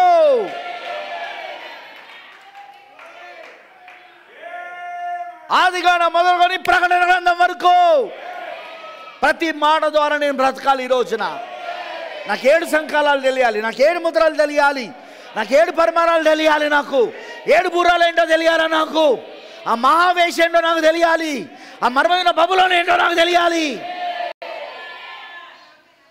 బైబిల్లోని విమోచన పథకం, విమోచన ప్రణాళిక ఆదికాండం మొదలుకొని ప్రకటన గ్రంథం వరకు అదేమిటో, నా జీవితం పట్ల ఏముందో నాకు తెలియాలి. అది ఇది ఎవరు బ్రతుకున్నోడు ఆలోచించేది, చచ్చిపోయినోడు కాదు. చచ్చినోడికి ఇవన్నీ ఎక్కడుంటే ఆకలి దప్పికలు అసలే ఉండవు. ఆకలి దప్పికలు ఉంటే ఎవలకు? చచ్చిపోయిన తర్వాత చాలామంది, అరే నీకు కోడి కూర అంటే ఇష్టం కదారా, అరే నువ్వు బ్రాండీ అంటే ఇష్టం కదారా, అరే నీకు నీకు పాయసం అంటే ఇష్టం కదారా అని తీసుకుపోయి సమాధి దగ్గర పెడతారు. వాళ్ళు లేచి తింటాడా వాడు? చెప్పండి నాకు, తింటాడా? తినడు. చచ్చిపోయిన తర్వాత మనకు ఆకలి దప్పులు ఎక్కడిదిగా. అలానే ఆత్మీయంగా కూడా అంతే. Don't go away from such type of fellowship. ఇలాంటి సహవాసము నుండి వెళ్ళకండి. ఆంధ్రప్రదేశ్ తెలంగాణలో ఇలాంటి సహవాసం ఎక్కడెక్కడైతే ఉన్నాయో ఆ సహవాసాలను వదిలిపెట్టొద్దని నేను మీకు కోరుతా ఉన్నా. ఎక్కడైతే సమృద్ధి ఆహారము, ఎక్కడైతే సంపూర్ణమైన వాక్యము, సంపూర్ణమైన సువార్త ప్రకటించబడుతున్నదో ఆ సంఘాన్ని ఎట్టి పరిస్థితుల్లో వదిలిపెట్టకండి. ఒకవేళ అక్కడ సంపూర్ణమైన వాక్యం చెప్పకుండా సగం వాక్యమే చెప్తే వదిలిపెట్టేయండి. ఎక్కడైతే సంపూర్ణమైన వాక్యం బోధిస్తున్నారో మీకు అందుబాటులో అక్కడికి వెళ్ళిపోండి.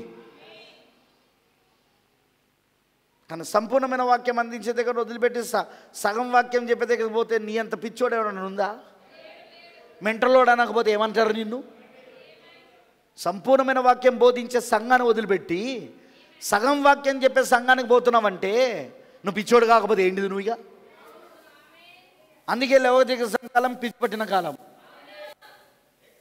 ఏం చేస్తున్నారో వీళ్ళకి తెలుస్తలేదు, ఆత్మ సంబంధంగా ఏం చేస్తున్నారో తెలుస్తలేదు, భౌతికంగా కూడా ఏం చేస్తున్నాడో తెలుస్తలేడు. నేను ఆ మెసేజ్ బోధించాను, గుర్తుందా మీకు? 2 ప్రసంగాలు అనుకుంటారు, లౌకిక సంఘాలం పిచ్చిపెట్టిన కాలం అని. నరాల ఉద్రిక్తతో బాధపడుతున్నారు, ఒక్కొక్కడు టెన్షన్స్తో బాధపడుతున్నాడు. అరగంటలో వెళ్ళాల్సిన ఇంటికి 15 నిమిషాలలో వెళ్ళిపోవాలని బుయ్యని పోతున్నాడు, పోయి గుర్తుకొని చస్తున్నాడు. మునిగేది ఏం లేదు అక్కడ. అరగంటకు వెళ్ళినా అదే ఇల్లుకు చేరుతావు, కానీ 15 నిమిషాలకు వెళ్ళాలని ప్రయత్నిస్తే అసలు ఇంటికే చేరవు. కానీ వీళ్ళకి ఏంటిది? టెన్షన్స్. ఏంటిది వీళ్ళకు? నరాల ఉద్రిక్తత. ఈ నరాల ఉద్రిక్తత వలన వాళ్ళు ఆ విధంగా డ్రైవింగ్ చేస్తారు. అది నేనలే, ప్రాఫిట్ అన్నాడు మెసేజ్లా. ఎవరు చూడు ముఖంలో ఒక సంతోషం లేదు, ఓ ఆనందం లేదు. ఒకవేళ మనం హలో బ్రదర్ అని అన్నాం అనుకో, ఇట్లా చూస్తాడు కోపం మీద. ఏమన్నాం? హలో అన్నాం. మనం ఏమన్నా చెడ్డ మాట మాట్లాడినామా? జస్ట్ మనం హలో బ్రదర్ అన్నాం. మనం హలో బ్రదర్ అన్నది కూడా ఇట్లా చూస్తాడు కంత్రి ముఖం పెట్టుకొని కోపంతో. అంటే నరాల ఉద్రిక్తతో ఉన్నాడు వీడు. పిచ్చిపట్టిన కాలంలో పిచ్చిపట్టున్నాడు వీడికి. ఎవరు చూడు టెన్షన్ మీద ఉంటున్నారు. Tension tension tension tension tension. సంతోషంగా ఎవరూ లేరు, సమాధానంగా ఎవరూ లేరు, ఒక వధువు తప్ప. ఎందుకంటే సమాధానకర్త అయిన పరిశుద్ధాత్మ 1963లో షాలేము పట్టణమునకు రాజు షాలేం పట్టణంలోనికి వచ్చాడు. ఎందుకు? షాలేం పట్టణం ఎవరు? ఆ యెరూషలేము పట్టణము. యెరూషలేమునకు పాత పేరు షాలేం. ఆ షాలేము పట్టణం ఎవరు? మనమేనా? ఆ నూతన యెరూషలేము మనమేనా? ఎందుకు వచ్చాడు ఆయన? సమాధానాన్ని కలగజేయడానికి. షాలోమ్ అంటే మీకు సమాధానం కలుగును గాక. షాలోమ్ మీకు సమాధానం కలుగును గాక. గ్లోరీ హల్లెలూయా. ఓకే, ప్రకటన 4లో 7 సంఘకాలాలు. ప్రకటన 2వ అధ్యాయం 3వ అధ్యాయం. భూమిపై నుండి ఇక్కడికి ఎక్కిరమ్మనే స్వరము యోహాను విన్నాడు 4వ అధ్యాయంలో. ఇప్పుడు యోహాను 4వ అధ్యాయంలో పరలోకానికి ఎక్కిపోయాడు, ఆత్మవశుడయ్యాడు. ఇప్పుడు అక్కడ 4వ అధ్యాయంలో కరెక్టేనా?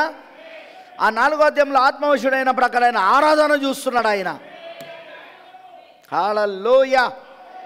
ఆ పరలోకపు సమూహం అంతా ఆరాధన చేస్తూ ఉన్నది. ఏమని ఆరాధన చేస్తున్నారట చూద్దామా ఒకసారి? ఆమేనంటారా? 4వ అధ్యాయం 8వ వచనం చూడండి ఒకసారి. ఈ 4 జీవులలో ప్రతి జీవికి 6 రెక్కలుండెను, అవి చుట్టూను రెక్కల లోపటను కనులతో నిండి ఉన్నవి. అవి భూత వర్తమాన భవిష్యత్ కాలములలో ఉండు సర్వాధికారియు దేవుడునగు ప్రభువు పరిశుద్ధుడు పరిశుద్ధుడు పరిశుద్ధుడని మానక రాత్రింబగలు చెప్పుచుండును. ఆ సింహాసనం ఆసీనుడై ఉండి యుగములు జీవించుచున్న వానికి మహిమయు ఘనతయు కృతజ్ఞతాస్తుతులు కలుగును గాక అని ఆ జీవులు కీర్తించుచుండగా ఆ 24 పెద్దలు ఎవరు ఎవరు ఎవరు ఎవరు ఇప్పటిదాకానో 4 జీవులు దూతలు ఆరాధించినాయి.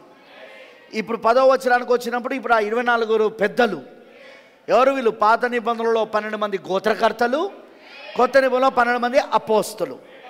ఆ 24 పెద్దలు సింహాసనం ముందు ఆసీనుడై ఉండు వాని ఎదుట సాగిలపడి వీళ్ళేమని ఆరాధన చేస్తున్నారు?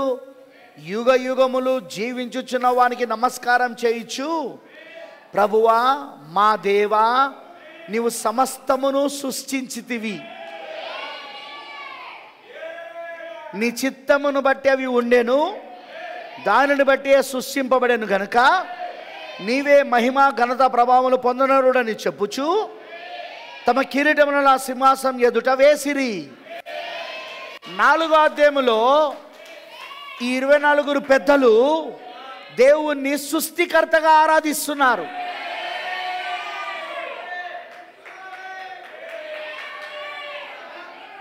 నిన్ను సృజించిన వాడు నీకు భర్త అయి ఉన్నాడు. సృష్టికర్తను ఆరాధిస్తున్నారు వీళ్ళు. ఆయన అందుకే అప్పుడు దేవుడు అని పిలువబడ్డాడు. ఎందుకంటే దేవుడు అంటే ఆరాధనకు పాత్రుడని అర్థం.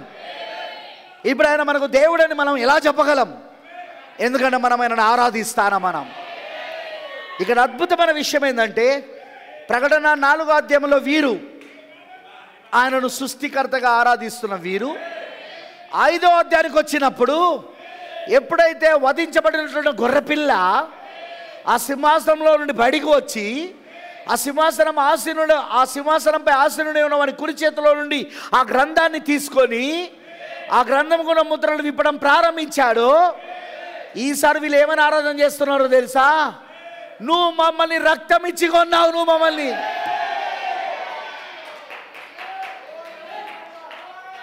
హల్లెలూయా. ఆమేనంటారా? ఆమేన్. చూడండి ఏమైనా ఆరాధన చేస్తున్నాడు 5వ అధ్యాయంలో.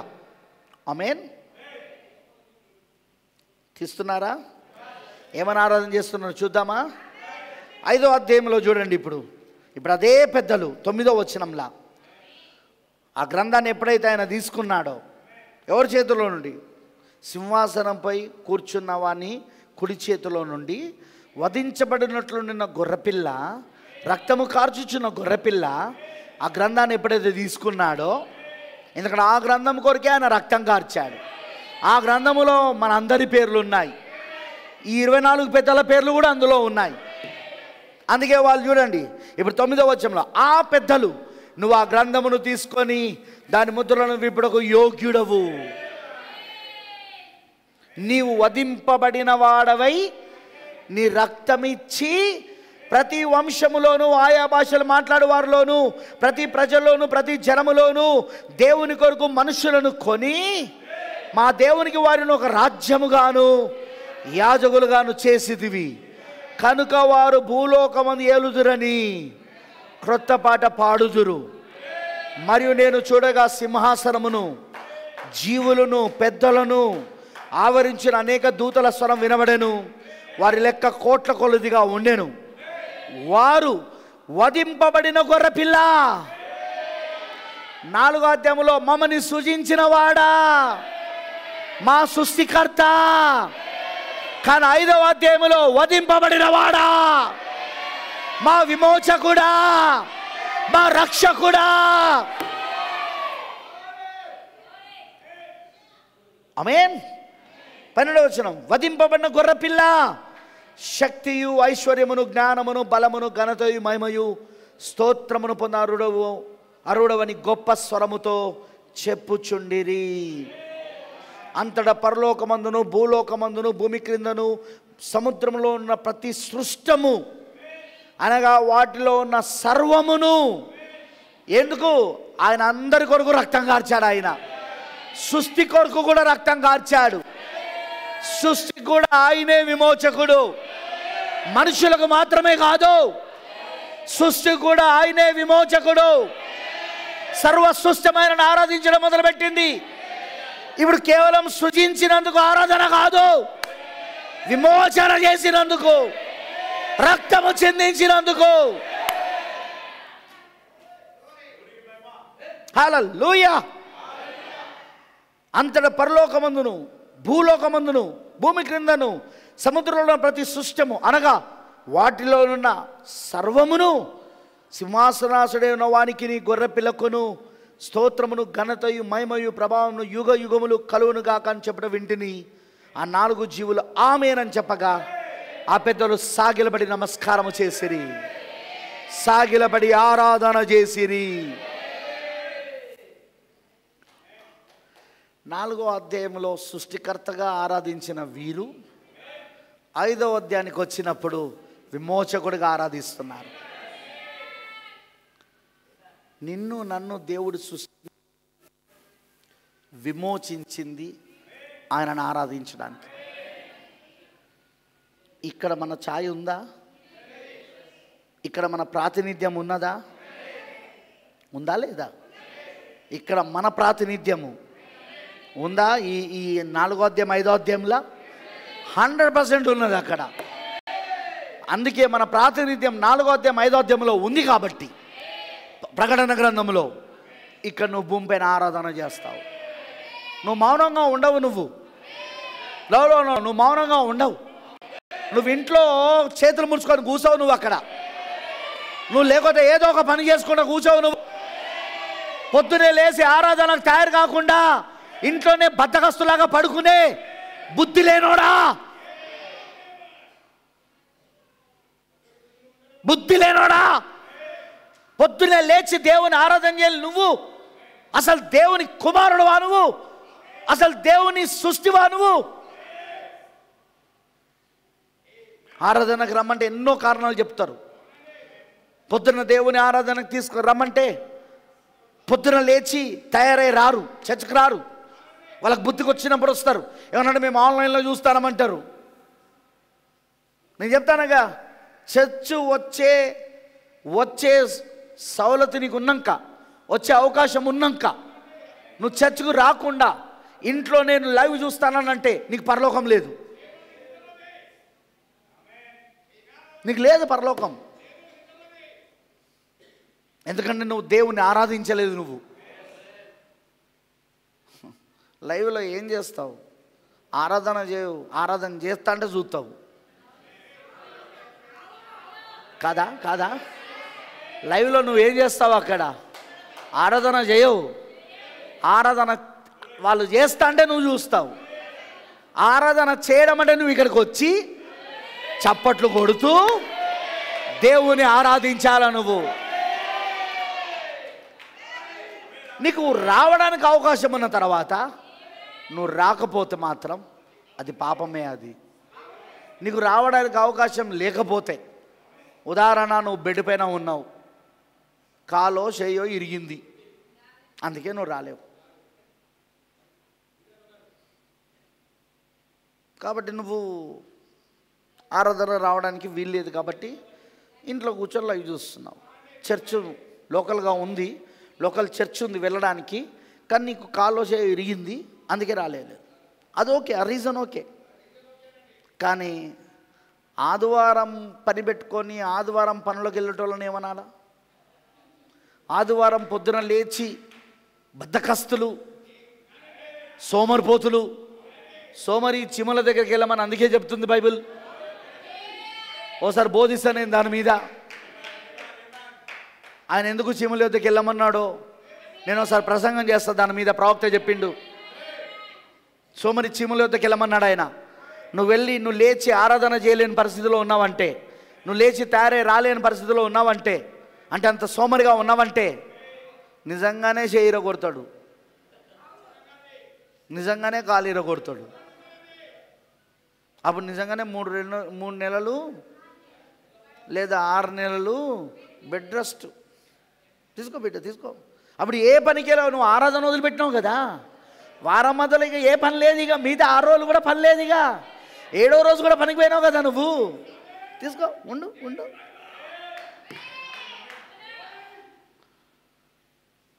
నేను నిజం చెప్తాను. నేను ఒకటి గుర్తుంచుకో, పాపం అంటే ఏంటో తెలుసా? నువ్వు ఆరాధన చెయ్యగలిగి ఉండి కూడా ఆరాధన చెయ్యకపోవడం పాపమై ఉన్నది.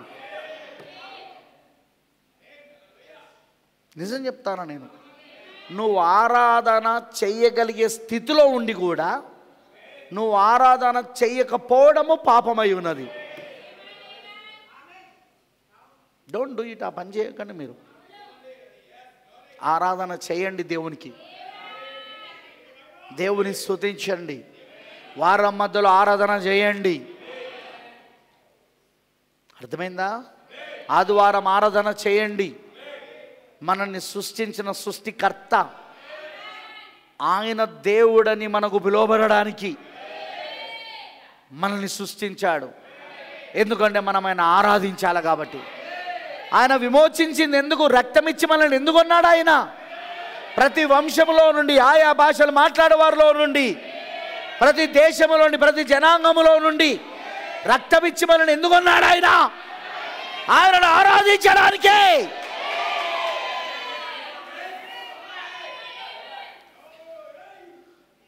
కొందరు చర్చికి వాళ్ళకు వాళ్ళే ఆపేస్తారు. మళ్ళీ కొద్ది నెలల తర్వాత మేము రావాలనుకుంటున్నాం పాస్టర్ గారు అంటారు. అసలు ఎవడు ఆపమన్నాడు నిన్ను? నువ్వెందుకు వస్తానంటానో మళ్ళీ? రీజన్ ఏంటిది నాకు చెప్పు. నువ్వు చర్చికి ఎవడు ఆగమన్నాడు? నువ్వు ఎందుకు వస్తున్నావు ఇప్పుడు మళ్ళీ? నాకు రీజన్ చెప్పాలా నువ్వు?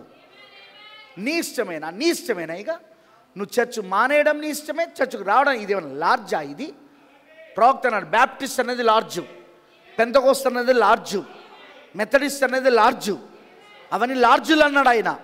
ఎందుకంటే ఎప్పుడు పడితే అప్పుడు పోవచ్చు, ఎప్పుడు పడితే అప్పుడు రావచ్చు. కానీ ఇది అది కాదుగా. సజీవ దేవుని సంఘం లార్జ్ కాదు కదా. ఈ సజీవ దేవుని సంఘము లార్జ్ కాదు కదా.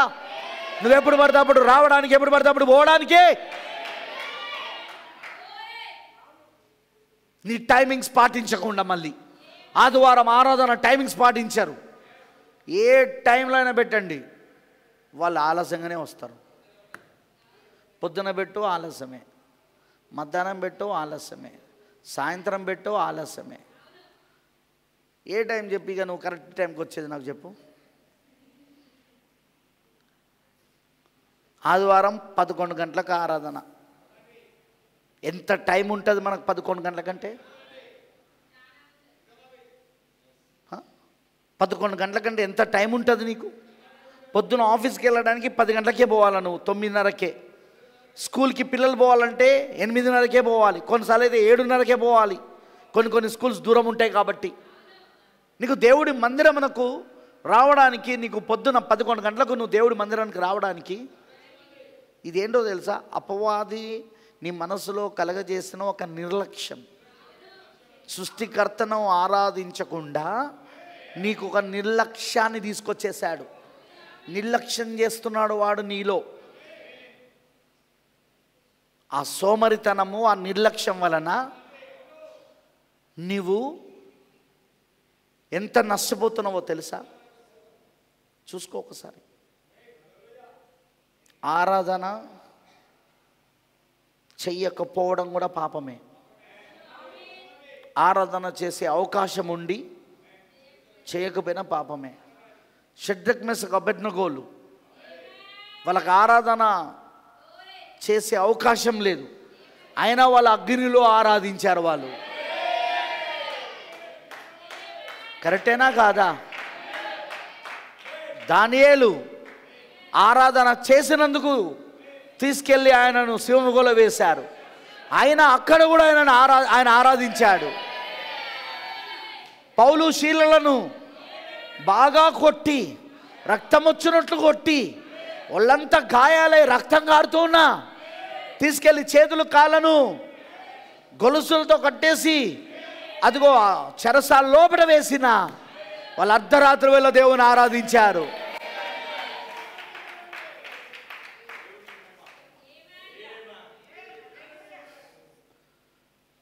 దేవుడు మనల్ని సృజించింది ఆరాధించడానికి.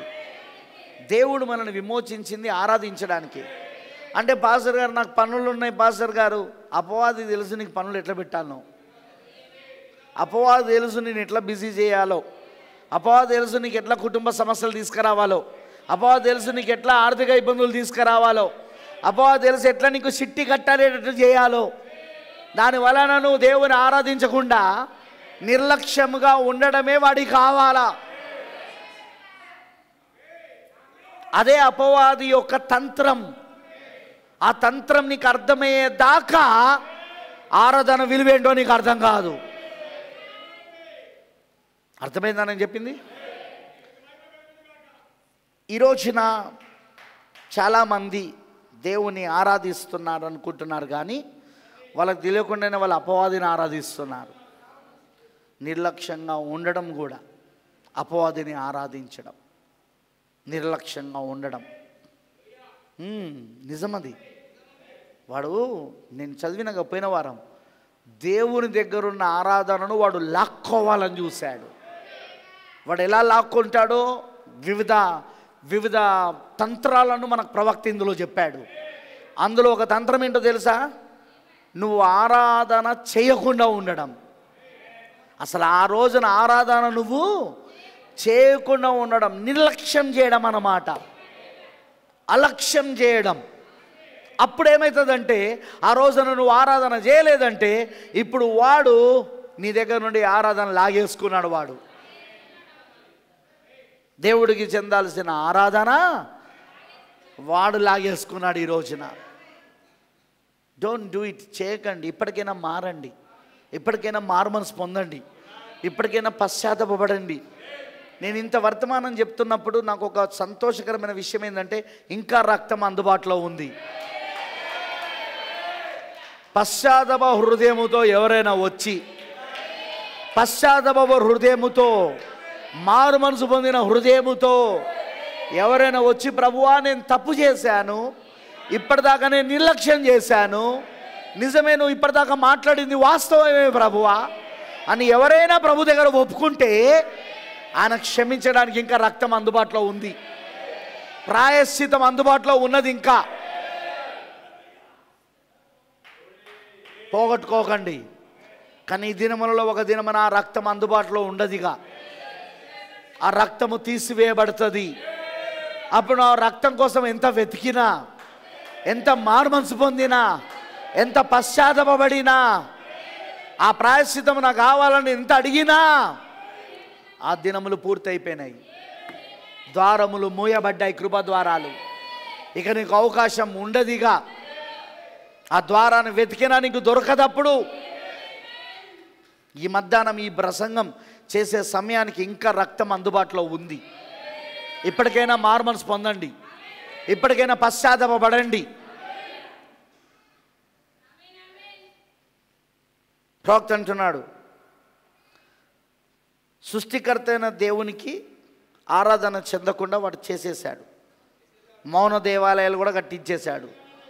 అంటే దేవుణ్ణి నువ్వు మౌనంగా ఉండడం ద్వారా ఇంకెక్కువ ఆరాధించగలను. ఆరాధన మౌనంగా ఎట్లుంటావు?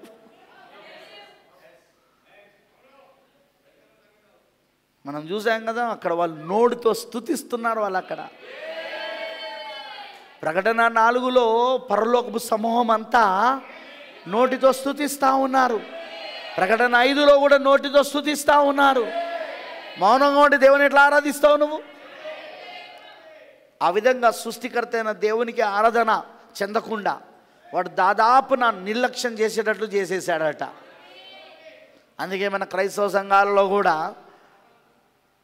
చాలా సంఘాలు చర్చు సైలెన్స్, ఏం మాట్లాడకుండా కూర్చోవాలి. అదేనా? ప్రేమైన దేవుని పిల్లలారా, ఈరోజు అదే జరుగుతున్నది కూడా. సరే, జాగ్రత్త వినండి.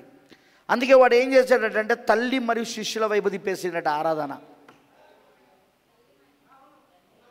ప్రవక్త అంటున్నాడు ఇక్కడ పెరగమన సంకాలంలో 88 పేరగలు సృష్టికర్తకు తండ్రిని ఆరాధించవలసిన అవసరం లేదు కనుక సహజంగానే తల్లి మరియు శిష్యు ఒక ఆరాధనకు మళ్ళీ వారే పూజనీయులయ్యిరి. సృష్టికర్త అయిన దేవుని ఆరాధన నుండి ఎటు తిప్పిండి ఇప్పుడు వాడు?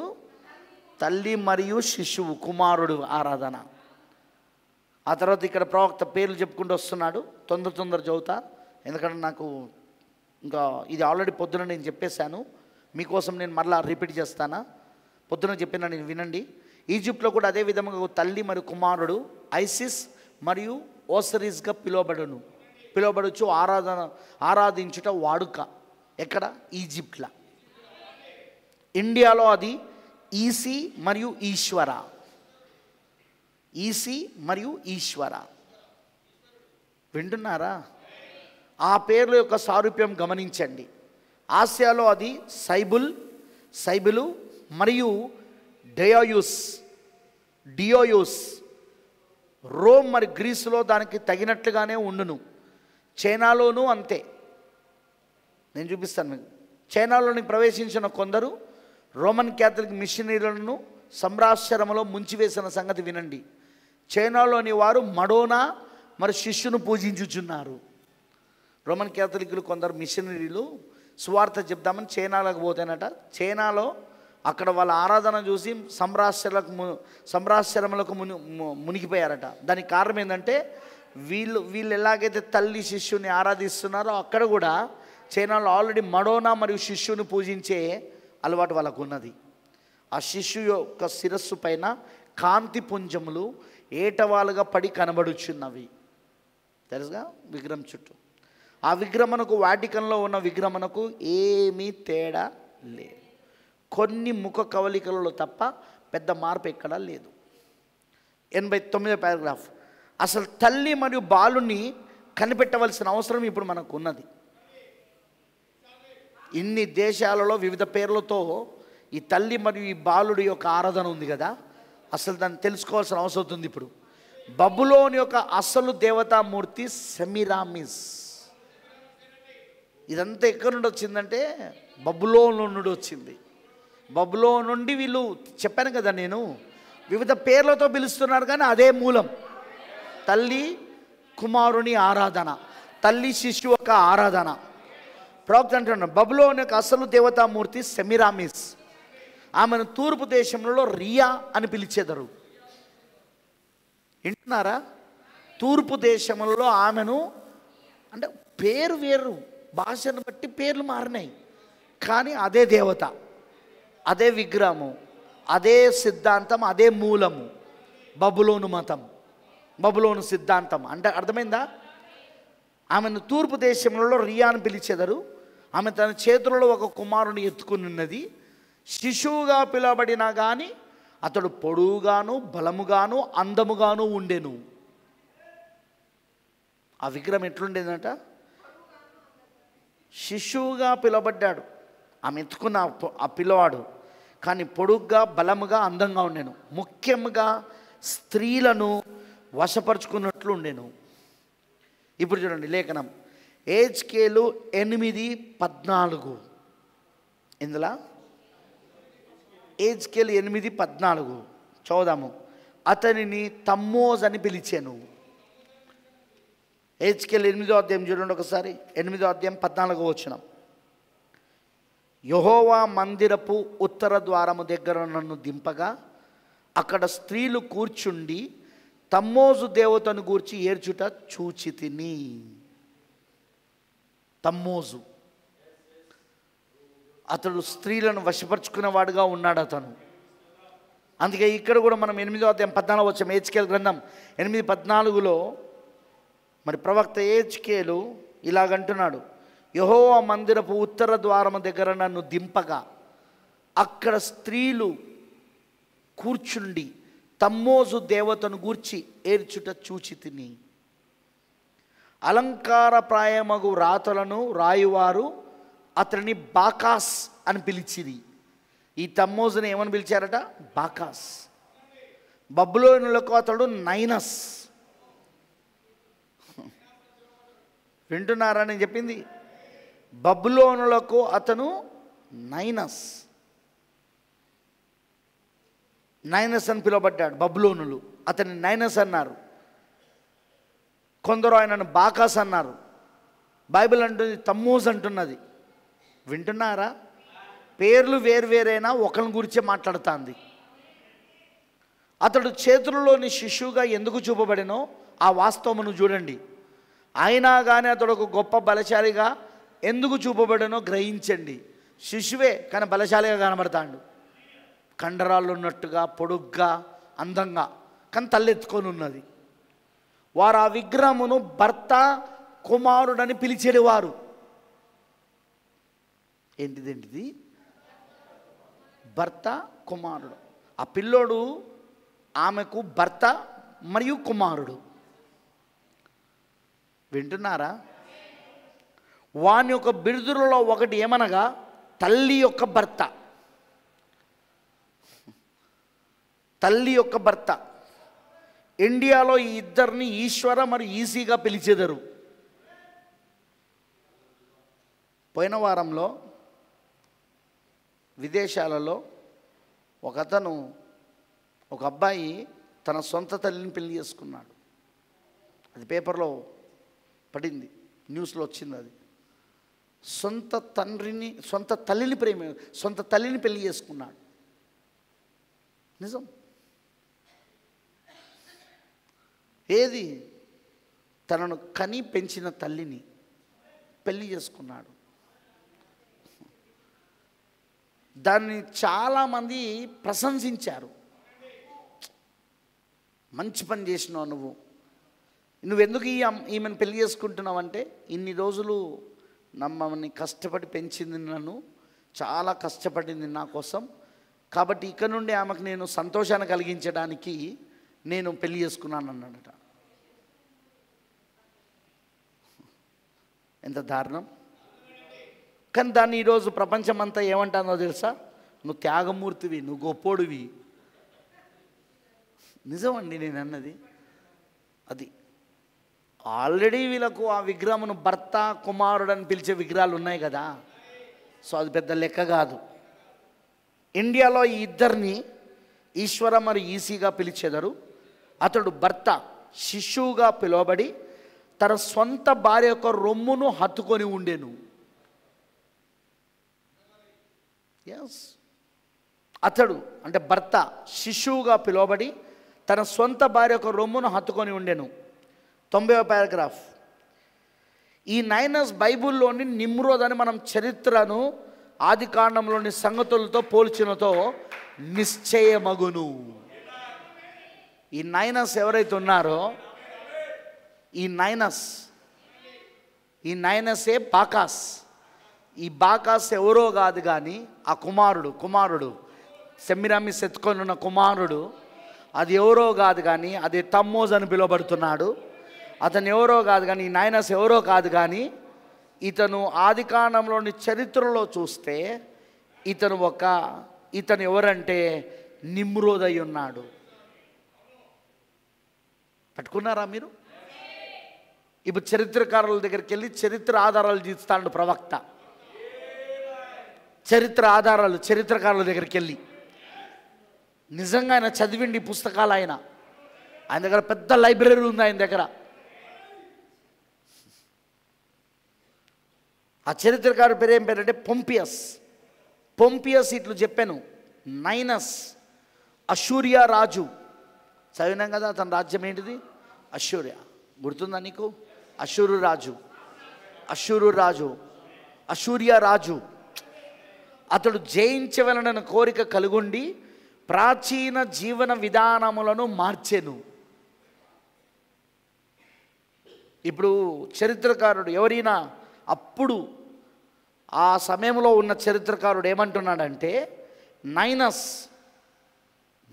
ఎవరు? నిమ్రోద్. యాక్చువల్గా అశూర్య రాజు. ఈ అశూర్య రాజు పేరే నైనస్. ఈ నైనసే నిమ్రోదు. ఎందుకంటే అశూరుని పరిపాలన చేసింది ఆయనే కదా, చదివినాం కదా మనం అక్కడ. నిమ్రోదు రాజ్యం అది. అతడు జయించవలన కోరిక కలిగి ఉండి ప్రాచీన జీవన విధానములను మార్చెను. తన పొరుగు వారికి విరోధముగా మొదట యుద్ధమును చేసిన వాడు ఇతడే. జలప్రలయం తర్వాత హాము సంతానములో నుండి హాముకు కూషు నుండి నిమ్రోదు. ఇతనే మొదలుపెట్టాడు సర్పసంతానం. యుద్ధాలను తీసుకురావడం, పట్టణాలను కట్టడం, యుద్ధాలను తీసుకురావడం ఇతనే మొదలుపెట్టాడు. మీకు గుర్తుంది కదా, మృగం యొక్క ముద్రను పొందుకున్న తర్వాత, మృగం యొక్క గుర్తును పొందుకున్న తర్వాత కయ్యోను దేవుని సన్నిధి నుండి వెళ్ళిపోయాక అతను పట్టణాలు కట్టడం మొదలుపెట్టాడా? అతను రాగితో ఇనుముతో వాటితో పరికరాలు తయారు చేయడం ప్రారంభించాడా? Same follow the line. జలప్రలయం తర్వాత ఇప్పుడు అది హాములో నుండి వస్తుంది అది. అందుకే ఇక్కడ ప్రవక్త అంటున్నాడు, తన పొరుగు వారికి విరోధముగా మొదట యుద్ధమును చేసిన వాడు ఇతడే. అక్కడ కూడా చంపింది వాడేగా. First murderer in the Bible. మొట్టమొదటి హంతకుడు బైబిల్లా. కయ్యోను కాదా? సర్పసంతానం కాదా? వీడు కూడా అంతే, సర్పసంతానం. హాములో నుండి వస్తున్నవాడు, కూషు కుమారుడు నిమ్రోదు. వింటున్నారా? తన పొరుగు వారికి విరోధంగా మొదట యుద్ధం చేసిన వాడు ఇతడే. అస్సిరియా నుండి లిబియా వరకు గల దేశములన్నిటినీ అతడు జయించెను. ఎందుకనగా వారికి యుద్ధ నైపుణ్యములు తెలియవు. పాపం షేతు సంతానం వారికి, యాపేతు సంతానం వారికి యుద్ధాలు ఏంటో తెలియదు వాళ్ళకు. కానీ ఈ హాము సంతానానికి తెలుసు.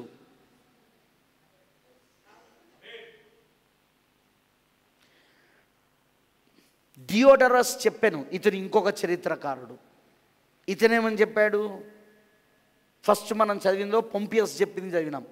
ఇప్పుడు డియోడరస్ చెప్పాను, చరిత్రలో వివరించబడిన అస్సీరియన్ రాజులందరిలో నైనస్ పురాతనమైన వాడు. అస్సీరియన్ రాజులు అంటే అషూరు రాజులు అన్నమాట. రాజులందరిలో నైనస్ పురాతనమైన వాడు యుద్ధ వాతావరణమును సృష్టించి చాలామంది యువకులకు యుద్ధ నైపుణ్యములను తెలియజేయు కఠినమగు శిక్షను ఇప్పించెను. బాబిలోనియాను తన ఆధీనంలోనికి తెచ్చుకొనెను. అదే బాబేలు. బాబిలోనియా అంటే బాబేలు, తెలుసుగా. బాబేలును నిర్మించి అస్సిరియాను జయించెను. అదే అషూరు దేశం. అస్సిరియాను జయించెను, దాని యొక్క రాజయ్యను. ఆ తర్వాత ఇంకా చాలా భూభాగములను కబలించానంటే ఆక్రమించుకున్నాడు యుద్ధాల ద్వారా. అందుకే యెహోవా ఎదుట పరాక్రమశాలి అయిన వేటగాడు అనే పేరు పొందుకున్నాడు అక్కడ. వేటగాడు, వేటలు చేయడం, దేశాలను వేటాడడం. ఆ భూభాగములలోని వారికి యుద్ధం ఎట్లు చేయవలనో తెలియనందున, ఎవరు మిగతా సంతానం వారికి యుద్ధం ఎట్లా చేయాలో తెలియదు వాళ్ళకు, షేతు సంతానానికి.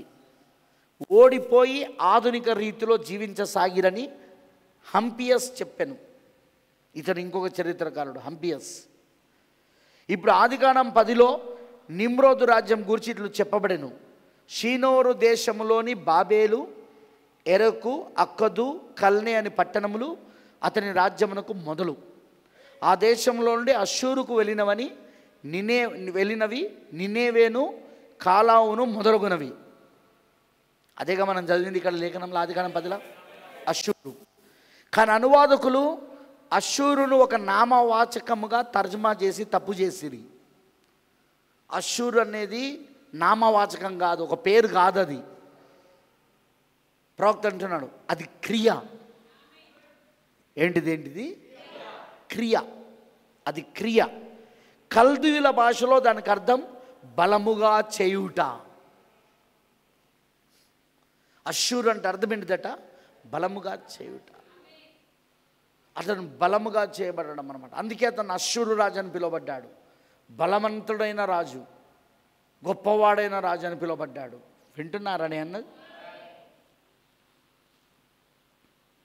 ఆ విధంగా నిమ్రోదు బలవంతునిగా తయారయ్యను. అష్షూర్ అనేది ఒక దేశం పేరు కాదు, యాక్చువల్గా అది. అష్షూర్ అని ఎవరు పిలుస్తారంటే బలవంతుడుగా ఉన్నవాన్ని, బలవంతుడుగా తయారైన వాన్ని. ఇప్పుడు నిమ్రోదుకి ఏం పేరు వచ్చిందంటే బలవంతుడుగా ఉండేవాడనమాట అష్షూరు. వింటున్నారా? ఆ విధముగా నిమ్రోదు బలవంతునిగా తయారయ్యను. ప్రపంచంలో మొదటగా సైన్యమును నిర్మించి అతడు తన రాజ్యమును స్థాపించుకొనెను. బావులను త్రవ్వుట, కష్టించి పని చేయుట, వేటాడుట వారికి నేర్పెను. తన బలమగు సైన్యముతో షీనారును దాటి వెళ్ళి దేశములను జయించెను. షీనారు అతనిదేగా, షీనారు నుండి దాటాడు. మరి నినేవే వంటి పట్టణములను అతడు నిర్మించెను. నినేవే వంటి పట్టణములను అతడు నిర్మించెను. నినేవే గుర్తుందా మీకు? ఎవరు పంపించబడ్డారు అక్కడికి? ఎస్. అతని పేరు మీద అది కట్టెను. నేటికిని ఆ పట్టణపు శిథిరములలోని ప్రధాన భాగములను నిమ్రోదు అనియే పిలుచుచున్నారు. ఆమేన్. 91వ పారాగ్రాఫ్. నైనస్ ఎవరో మనం కనిపెట్టాం గనుక అతని తండ్రి ఎవరో ఇప్పుడు కనిపెట్టుట అవసరం. నైనస్ ఎవరు? నైనసే బాకాస్. ఈ బాకాసే నిమ్రోదు. వింటున్నారా? అష్షూరు రాజు, బలవంతుడైన రాజు. అర్థమైంది అందరికీ? ఇప్పుడు అతని తండ్రి ఎవరో మనం చూడాలంటాను ప్రవక్త. చరిత్ర ప్రకారం అతని పేరు బేలు. ఈ నైనస్ ఒక తండ్రి పేరు బేలు. బాబిలోనును నిర్మించినవాడు, బబులోనుని నిర్మించినవాడు బేల్. దీన్ని నిర్మించనని చెప్పిన దానిలో భావం ఇచ్చడం మీరు గమనించవలెను. బబులోన్ అంటే, బాబిలోన్ అంటే బేల్ దీన్ని నిర్మించెను అని దాంట్లో భావం వస్తుందట. ప్రవక్త అంటున్నాడు. అదేమనగా ఈ ఉద్యమంతటికి ప్రారంభకుడు ఇతడే, కూషే. ఈ బేల్ ఎవరో కాదు, కూషు, నిమ్రోదు తండ్రి. ఈ ఉద్యమమునకు ప్రారంభకుడు ఇతడే. కానీ దాన్ని స్థాపించినవాడు అతని కుమారుడు నైనస్. దానికి అతడే మొదటి రాజు. కానీ వాక్య ప్రకారము నిమ్రోదు ఒక తండ్రి కూషు. కూషు నిమ్రోదును కనెను. ఇది మాత్రమే కాదు కానీ హాము కూషును కనెను. ఈజిప్ట్ సంస్కృతి ప్రకారం బేల్ని హెర్మస్ అని పిలిచిరి. ఈజిప్ట్లో ఈ బేల్ని ఏమని పిలిచేవారు? హెర్మస్. మరలా చెప్తున్నా, ఇక్కడ మీరు పేర్లను బట్టి కన్ఫ్యూజ్ కావద్దు. ఒక్కొక్క దేశంలో ఒక్కొక్కలాగా పేర్లు పిలువబడ్డాయి తప్ప అంతా మళ్ళీ ఆదికాండం 10వ అధ్యాయంలో ఉన్న హాములో నుండి వచ్చిన కూషు మరియు నిమ్రోదు గురించే. నేను చెప్పేది అర్థమవుతుంది అందరికీ? ఆ బబులోను మతం గురించి మనం మాట్లాడుతున్నాం ఇప్పుడు. ఈజిప్ట్ సంస్కృతి ప్రకారం బేల్ను హెర్మోస్ అని పిలిచిరి. హెర్మోస్ అనగా హాము కుమారుడని అర్థం. కూషును హెర్మోస్ అని పిలిచేవారు. కూషుని హెర్మోస్ ఈజిప్ట్ యొక్క భాషలో దాని అర్థం ఏంటిదంటే హాము కుమారుడని అర్థం. చరిత్ర ప్రకారంగా విగ్రహార్థనకు హెర్మోస్ మహాప్రవక్త.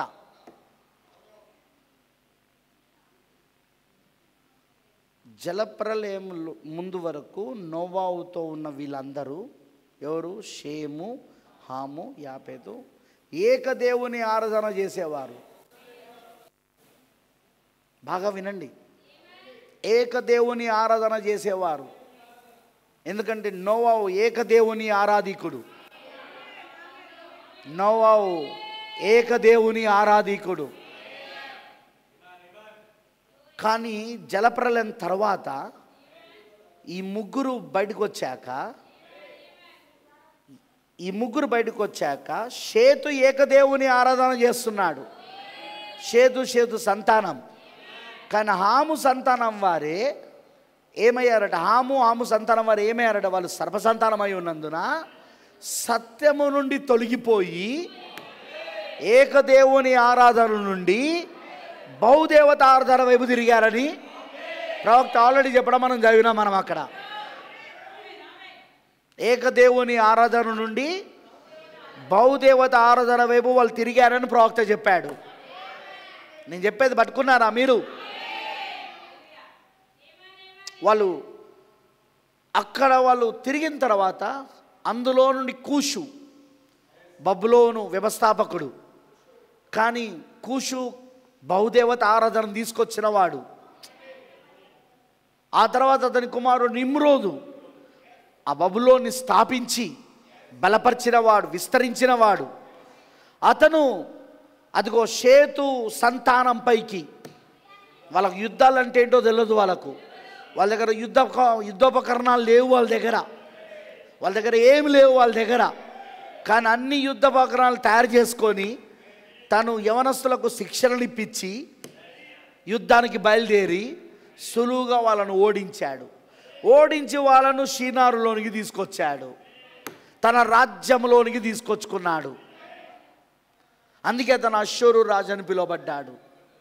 మీ అందరికి అర్థమైందని చెప్పింది?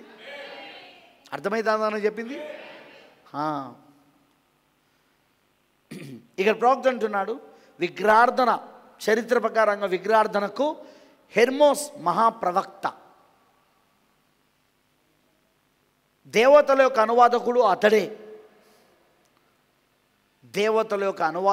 అతడే. అతడు మెర్క్యూరీ అని మరో పేరు చేత కూడా పిలువబడేను. అది ఎక్కడంటే అపోస్తల కార్యం 14వ అధ్యాయం 11-12 వచనాలు చదువుదామా ఒకసారి? చదవాలి ఎందుకంటే అక్కడ ఏం జరిగిందో మనకు తెలుస్తుంది.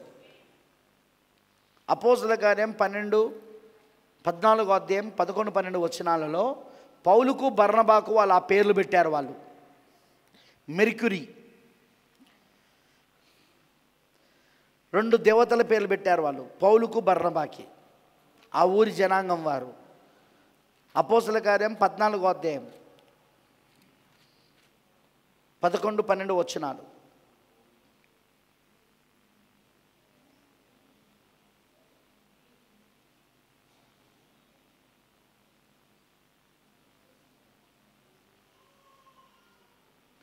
జనసమూహములు పౌలు చేసిన దానిని చూచి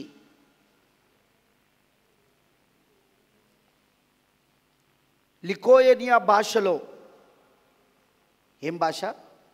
లుకోయనియా భాషలో, దేవతలు మనుష్య రూపము దాల్చి మన యొద్దకు దిగి వచ్చున్నారని కేకలు వేసి బర్నబాకు ద్యూపతి అనియు,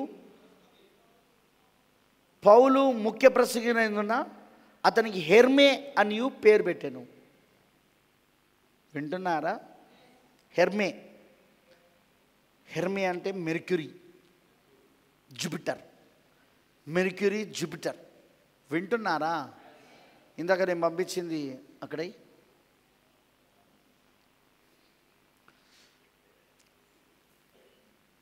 చూడండి. ఇక్కడ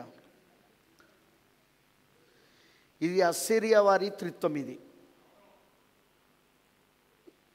ఇది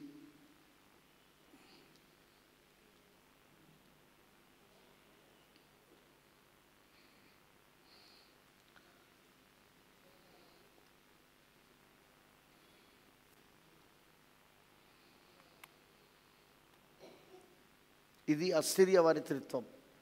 నైనస్, హెర్కులెస్, బెల్టిస్. ప్రొఫెట్ చెప్పాడుగా, అంటే ఈ విధంగా వాళ్ళ దేవుళ్ళు నైనస్, హెర్కులెస్ మరియు బెల్టిస్. చైనా వారి త్రిత్వం ప్యాన్కు, ఏహంగో, మైసూపో.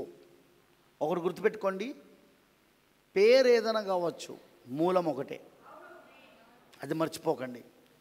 ఈజిప్ట్ వారి త్రిత్వం ఓసిరిస్, హోరస్, ఇసిస్, రా. గ్రీస్ వారి త్రిత్వం జ్యూస్, అపోలో, అథేనా.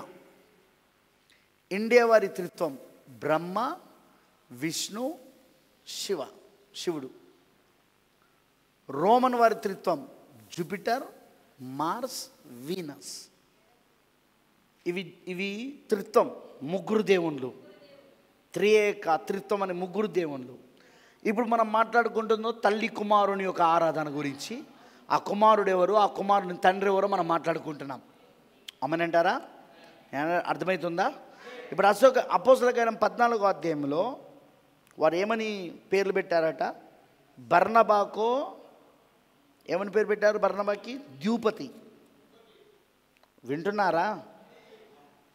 బర్నబాకు వాళ్ళు పెట్టిన పేరేం పేరంటే ద్యూపతి. ఒక్క నిమిషం, అదే ద్యూపతి.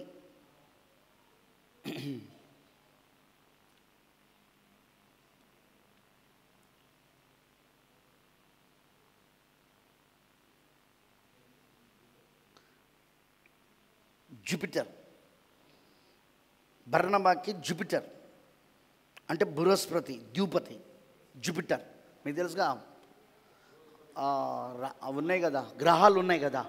ఆ గ్రహాల్లో ఒక గ్రహం ఏంటిది? జూపిటర్, బృహస్పతి. పౌలు ముఖ్య ప్రసంగి ఉన్నందున అతనికి హెర్మి అని పేరు పెట్టాను. అదే మెర్క్యూరియస్.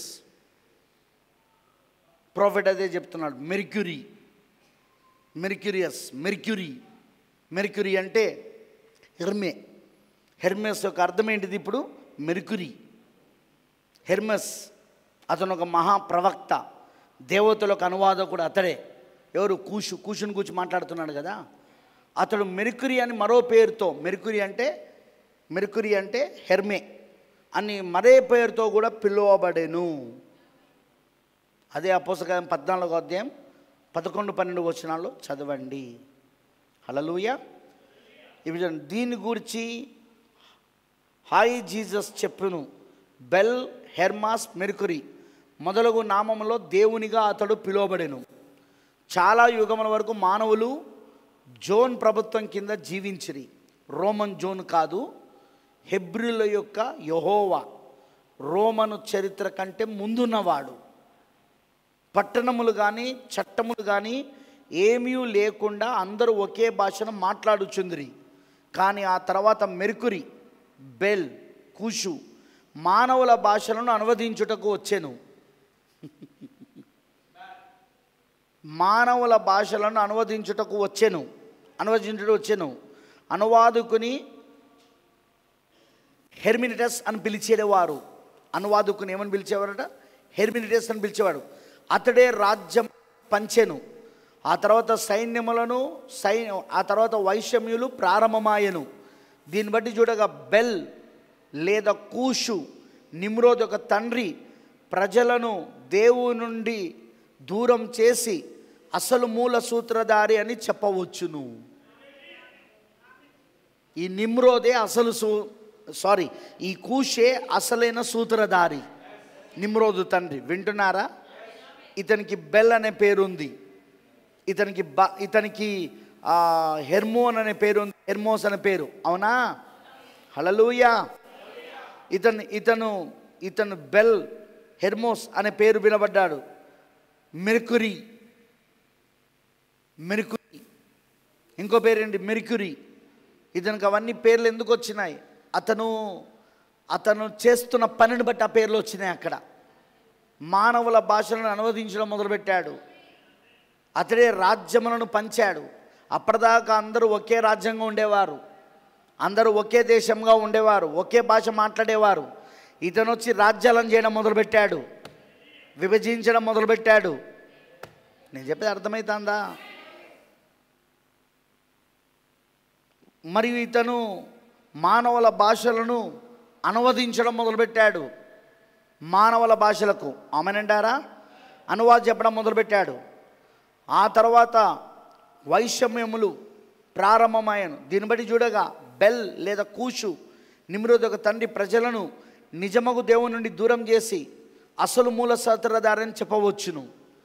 దేవుళ్ళకు మధ్యవర్తిగా పనిచేయనట్లుగా చెప్పి జనులను ప్రోత్సాహపరిచి మరి ఒక మతమును అతడు తన విధముగా రూపొందించెను. తానే దేవుళ్ళకు మధ్యవర్తిని. ఇదేం చేశాడట? ఈ కూషు తాను దేవుళ్ళకు మధ్యవర్తి అని చెప్పుకున్నాడట. అర్థమైందా నేను చెప్పింది? దేవుళ్ళకు మధ్యవర్తిగా పనిచేయుచున్నట్లుగా చెప్పి, తను దేవుళ్ళకు మధ్యవర్తిగా పనిచేయుచున్నట్లు చెప్పి జనులను ప్రోత్సపరిచి మరొక మతమును అతడు ఆ విధముగా రూపొందించెను. తన కుమారుడు వాస్తవంగా నిర్మించిన గోపురమును ఆపకుండా కట్టుడని అతడు వారిని ప్రోత్సాహపరిచెను. ఈ ప్రోత్సాహం వలన గందరగోళమంతయు వచ్చెను, మనుషుల మధ్య విభజన జరిగెను.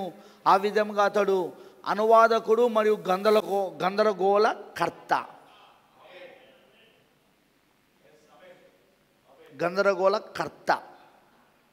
ఎవరు? ఈ కూషు. ఇతనే ఆ గందరగోళాన్ని తీసుకొచ్చింది. ఇతనే దేవతలకు అనువాదం మధ్యవర్తిని నేను వారు చెప్పేది ఏంటో నేను మీకు అనువాదం చేసి చెప్తానని చెప్పడం మొదలుపెట్టాడు. మరొక మతాన్ని తీసుకొచ్చాడు.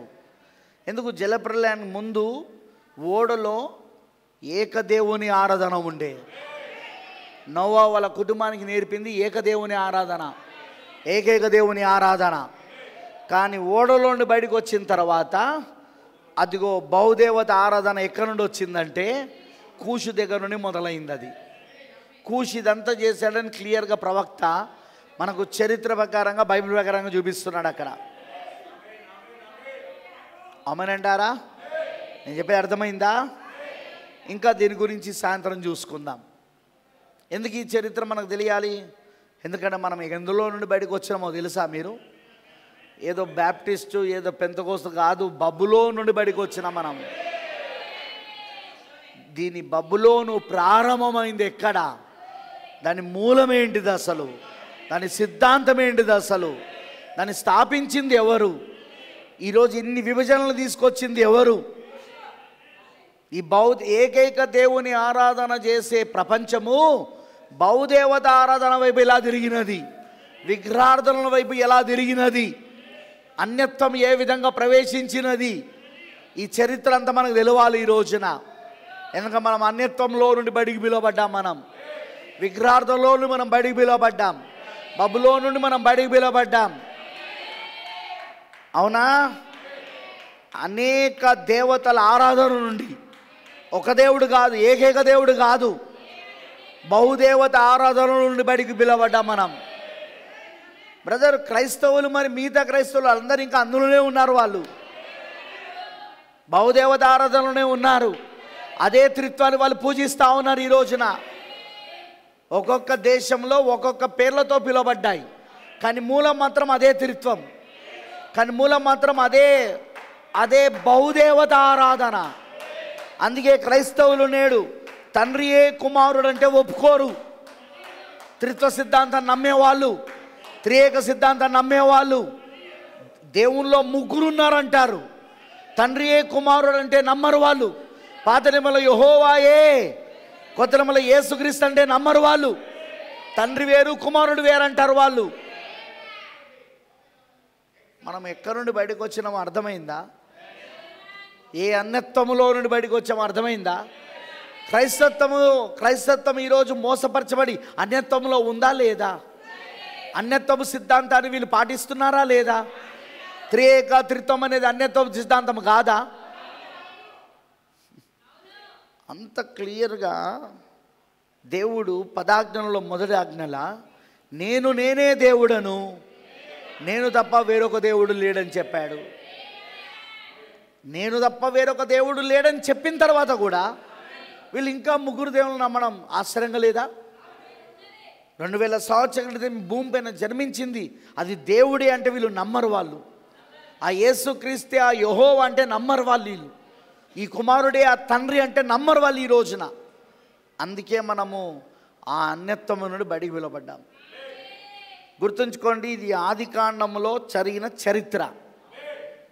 ఇదే బబులోను నేడు మహాబబులోనుగా, మర్మమైన బబులోనుగా, రోమన్ క్యాథలిక్గా వింటున్నారా?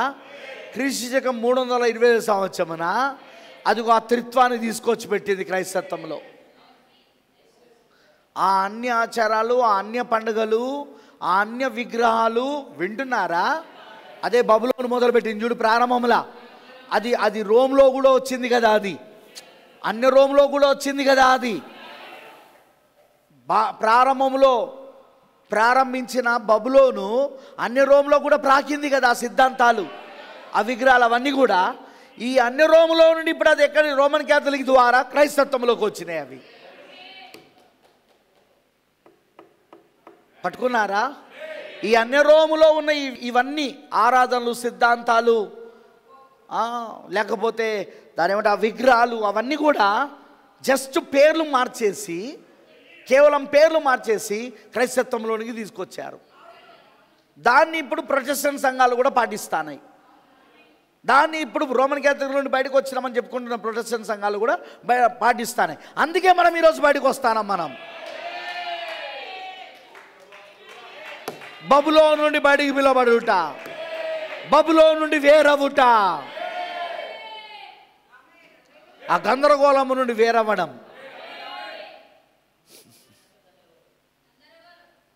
అర్థమైందని అన్నది. అందుకే దేవుడు ఈరోజు మనల్ని దాని నుండి వేరు చేశాడు. 7వ దూత వర్తమానం ద్వారా. ఏలియా వర్తమానం ఏం చేసింది? మనల్ని దాని నుండి వేరు చేసినది. ప్రకటన 18:4 ఏం చెప్పబడుతుంది? నా ప్రజల్లారా దాని పాపములలో పాలిభాగస్తులు కాకుండానట్లును, దానిలోని తెగులో ఏవి మీకు ప్రాప్తించకుండానట్లును దాన్ని విడిచి బయటికి రండి. అదేనా ఈ కాల వర్తమానం? అదేనా 7వ దూత ఏలియా వర్తమానం? అదేనా విలియం మ్యారియన్ బ్రెన్నెం వర్తమానం? That's why we came out. We only believe. కేవలం మనం ఈరోజు షేతు యొక్క అబ్రహాము నమ్మిన, మూల పురుషుడైన అబ్రహాము నమ్మిన ఏకైక దేవుని ఆరాధికులం. షేతులో నుండి వచ్చిన అబ్రహాము నమ్ముచున్న ఏకైక దేవుని ఆరాధన ఎలాగైతే అబ్రహాము నమ్మాడో, అబ్రహాము రాజ సంతానం మనం. ఇప్పుడు ఆ ఏకైక దేవుని ఆరాధన నమ్ముతాన మనం. త్రిత్వాన్ని అందుకే అంగీకరించాం, త్రియేక అందుకే అంగీకరించాం. ఆ త్రిత్వాన్ని బట్టే బాప్తిజమం కూడా మారింది. వాళ్ళు చూడు, యేసుక్రీస్తు బాప్తిజం ఎందుకు వద్దంటారో తెలుసా? అది ఉట్టి కుమారుని పేరు. మరి తండ్రి పేరు ఎట్లా, పరిశుద్ధాత్మ పేరు ఎట్లా అంటే వాళ్ళ దృష్టిలో 3 దేవుళ్ళు ఉన్నారు కాబట్టి, 3 దేవుళ్ళకు 3 పేర్లు ఉన్నాయి కాబట్టి. అందుకే వాళ్ళు ఏం చేశారంటే 3 దేవుళ్ళకు 3 పేర్లు ఉన్నాయి కాబట్టి ఉట్టి యేసుక్రీస్తు నామములో బాప్తిజం ఇస్తే అది కుమారుని పేరులోనే ఇచ్చినట్టు అవుతుంది, మరి తండ్రి పరిశుద్ధాత్మ నిడిపోతాడని చెప్పి వాళ్ళు దాన్ని బిరుదులకు మార్చేశారు. దాన్ని తండ్రి యొక్క కుమారుని యొక్క పరిశుద్ధాత్మ నామంలో బాప్తిజం ఇవ్వని యేసు కూడా చెప్పిండుగా అని వాళ్ళకి అది ఒక ఛాన్స్ దొరికింది ఇప్పుడు అది చూపించుకోవడానికి. కానీ అసలు మూలం అంతా అది కాదు. అక్కడ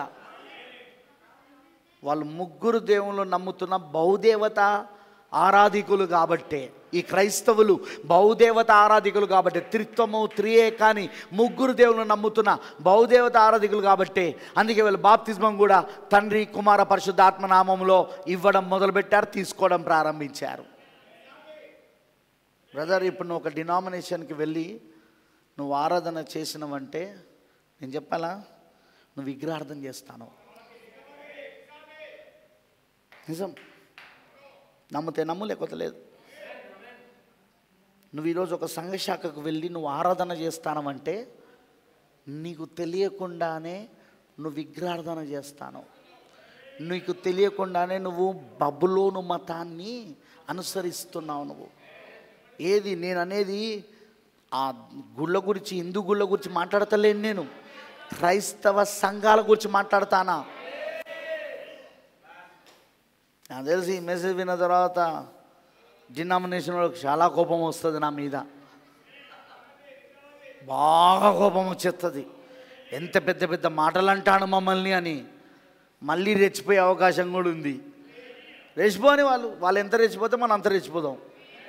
అంటే మనం అంత ప్రూఫ్ చూపిద్దాం. నేను అనేది మనం మీసాలు తిప్పి తొళ్ళలు కొట్టే బాలకృష్ణాలు కాదు మనము, మనం అట్లాంటి వాళ్ళం కాదు మనము. అవన్నీ అవన్నీ అవన్నీ దయ్యపు వేషాలు. అవి మనం ఎవరితో వాదించాం. ఇది సత్యం, ఇది చరిత్రలో ఉంది, బైబిల్లో ఉంది. నమ్మితే నమ్ము, లేకపోతే లేదు. నిత్య జీవం కొరకు దేవుడిని నేర్పరచుకుంటే నువ్వు నమ్ముతావు. నిత్య జీవం కొరకు దేవుడిని నేర్పరచుకోకపోతే నువ్వు నమ్మవు. నువ్వు అబద్ధాన్ని నమ్మి, సాతాను చెప్పిన అబద్ధాన్ని నమ్మి, ఆ త్రిత్వాన్ని, ఆ త్రియేకాన్ని నమ్మి విగ్రహార్థం చేసి చివరికి నరకం పోతావు. దేవుని తీర్పులో నువ్వు ఎలా విగ్రహార్థం చేస్తావో ఇదంతా దేవుడు ఆ రోజు చెప్తాడు. ఈరోజు ప్రవక్త ఏం చెప్పాడో అదంతా మరలా దేవుడు చెప్తాడు అక్కడ. అప్పుడు అంటాడు, ఆ రోజు చెప్పినప్పుడు మీరు వినలేదు, అదిగో అదే సత్యమై ఉన్నది. మీరు విగ్రహారాధన చేశారు, మీరు త్రియేక త్రిత్వం అని బహుదేవత ఆరాధన చేశారు, కాబట్టి మీరు నా పాత్రులు కాదు, మీరు అసలు నన్ను ఆరాధనే చేయలేదు. వాళ్ళు అంటారు, ప్రభువా మేము ఎంత ఆరాధన చేశామో తెలుసా ప్రభువా, డిసెంబర్ 25న మేము ఎంత పెద్ద పుట్టినరోజుల పండుగలు చేసామో తెలుసా ప్రభువా. అప్పుడు ప్రభు అంటాడు, ఎవడు చేయమన్నాడు అంటాడు. ఫస్ట్ క్వశ్చన్, నిన్ను ఎవడు చేయమన్నాడు అంటాడు. నేనేమన్నా చేయమన్నా నా బైబిల్లా? నేనేమన్నా చేయమని చెప్పాను నా బైబిల్లా? నా పుట్టినరోజు చేయమని ఎక్కడుంది బైబిల్లా? చచ్చిపోతారు వాళ్ళు. అప్పుడు మన దగ్గర విర్రవీగుతారు కానీ దేవుని ముందు ఏం మాట్లాడతారు వాళ్ళు? తీర్పు రోజున ఏం మాట్లాడతారు? దేవుల సింహాసనం తీర్పు రోజున, ప్రభువా నువ్వు త్రియేక దేవుడివి, నాలుక కోసేస్తా. నేను త్రిత్వము త్రియేక కాదు, నేను ఏకైక దేవుని. నువ్వు నన్ను త్రియేక త్రిత్వం అంటే నాలుక కోసిపడేస్తా అంటాడు ఆయన. నో సార్, వీళ్ళందరికీ రేపు ఘోరమైన భయంకరమైన తీర్పు ఉండబోతున్నది. కానీ ఈరోజు దేవుడు మనల్ని ఆ బహుదేవత ఆరాధన నుండి, ఆ త్రిత్వము నుండి, ఆ త్రియేక నుండి, ఆ తల్లి శిశు ఒక ఆరాధన నుండి, ఆ బబులో నుండి మనం బడికి తీసుకొచ్చాడు. లెట్స్ ప్రే, ప్రార్థన చేసుకుందాం. గ్లోరీ, వండర్ఫుల్, అద్భుతం. Let's pray. పూర్తిగా దేవుడికి సమర్పించుకుందాం. ఇది మరొక సంఘశాఖ కాదు, ఈ సంఘం, ఈ వర్తమానం మరొక సంఘశాఖ కాదు, ఇది మరొక సంస్థ కాదు. ఈ వర్తమానం ఏంటో నీకు అర్థమవుతున్నదా? అసలు ఈ వర్తమానం ఏంటో నీకు అర్థమవుతున్నదా బ్రదర్, సిస్టర్? నువ్వు బబులో నుండి బయటికి పిలువబడుట, మర్మమయ్యున్న బబులోను, మహాబబులోను, తల్లి అయిన బబులోను, వేశ్యలకు తల్లి అని పిలువబడుతున్న బబులోను, దాని నుండి, ఆ మతము నుండి నువ్వు బయటికి పిలువబడ్డావు. దాని వ్యవస్థాపకుడు ఎవరు? అది ఎలా వచ్చింది? ఇదంతా ఎక్కడి నుండి వచ్చింది? ఈరోజు అది క్రైస్తత్వంలోనికి ఎలా కలిసింది? అది ఎందుకు ఈరోజు రోమన్ క్యాథలిక్ మహాబబులోన్ అయింది? ఆ పట్టణం, రోము పట్టణం, పోపు రోము పట్టణం ఎందుకు ఈ రోజున అది బబులోనుగా బబులోన్ అని పిలువబడుతున్నది? నీకు అర్థమైందా? నీకు అర్థమవుతున్నదా సోదరి సోదరుడా? అర్థం కావాలి నీకు, లేకపోతే నువ్వు చేసే ఆరాధన ఏందో నీకు తెలియదు. నువ్వు చేసే ఆరాధన ఏంటో నీకు తెలియకుండా నువ్వు దేవుని ఆరాధిస్తే లాభం ఏంటి? ఈరోజు అదే కదా. ఈరోజు క్రైస్తవులందరూ సంఘశాఖలలో ఉన్న, సంస్థాగత సంఘాలు, డినామినేషన్స్లో ఉన్న క్రైస్తవులందరూ వాళ్ళకి తెలియకుండానే వాళ్ళు విగ్రహారాధన చేస్తున్నారు. వాళ్ళకి తెలియకుండానే వాళ్ళు త్రిత్వము త్రియేకని బహుదేవత ఆరాధన చేస్తున్నారు. వాళ్ళకి తెలియకుండానే అన్యత్వమును ఆరాధిస్తున్నారు. క్రైస్తత్వంలోనికి అన్యత్వాన్ని నమ్ముతున్నారు వాళ్ళు. వాళ్ళకి తెలియదు, వాళ్ళకి అది.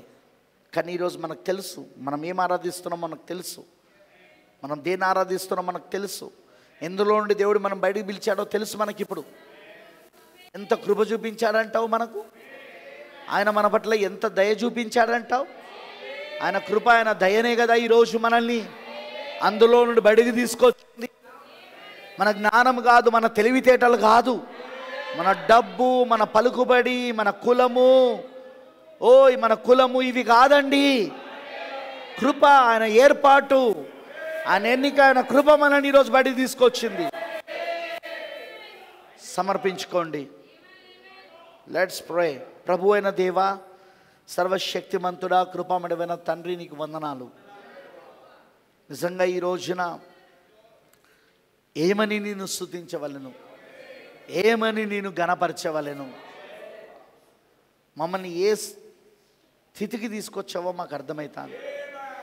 ఎలాంటి నీచ స్థితిలో మేము ఉండెను, ఎలాంటి భయంకరమైన స్థితిలో మేము ఉండెను, ఎలాంటి మోసపూరితమైన స్థితిలో మేము ఉండెను. దాని నుండి ఏలియా వర్తమానము ద్వారా, 7వ దూత విలియం మ్యారన్ బ్రెన్నాం వర్తమానము ద్వారా మమ్మల్ని బయటికి తీసుకొచ్చినందుకు వందనాలు. నిన్ను ఆరాధించడానికి మాకు యథార్థమైన హృదయాన్ని మనలో కలగజేసి ఆత్మలో సత్యములో నిన్ను ఆరాధించే భాగ్యం మాకు ఇచ్చావు. తండ్రి అట్టివారినే కోరుతున్నామని చెప్పావు. అవును తండ్రి కోరిన విధముగా యథార్థమైన హృదయముతో ఆత్మలో సత్యములో నిన్ను ఆరాధించే భాగ్యం మా జీవితంలో ఇచ్చినందుకు వందనాలయ్యా తండ్రి. అందుకే ఈ వర్తమానం అంటే అపవాదికి ఇంత ద్వేషం. వాని సమస్తమైన విషయాలు బట్టబయలు చేస్తున్నది వర్తమానం. క్రైస్తవులు ఎలా మోసపోతున్నారు, వాళ్ళు నమ్ముచున్న త్రిత్వం వాళ్ళని ఏ విధంగా మోసం చేస్తున్నది, అది వాళ్ళకు అర్థమయ్యేటట్లుగా నువ్వు చేయమని ప్రార్థిస్తున్నా. ఎందుకంటే ఇంకా ఎవరైనా ఏర్పాట్లో ఎన్నికలో ఉన్నవాళ్ళు ఉంటే ఈ వర్తమానం ద్వారా వారు బయటికి వచ్చుదురుగాక. ఆ తప్పుడు త్రిత్వపు సిద్ధాంతాలలో నుండి, త్రియేక సిద్ధాంతాలలో నుండి, ఆ బహుదేవత ఆరాధనలో నుండి, ఆ సంస్థలలో నుండి, ఆచారాలలో నుండి, సాంప్రదాయాలలో నుండి, బబులోను మతములో నుండి, గందరగోళములో నుండి వాళ్ళు బయటకు వచ్చే కృపను దయచేయి. అలాంటి కృపను ఇవ్వు తండ్రి. మమ్మల్ని బయటికి తీసుకొచ్చినందుకు మొదటిగా నీ కృతజ్ఞతా స్తుతులు దేవా, నీకు మహిమ చెల్లిస్తున్నామయ్యా.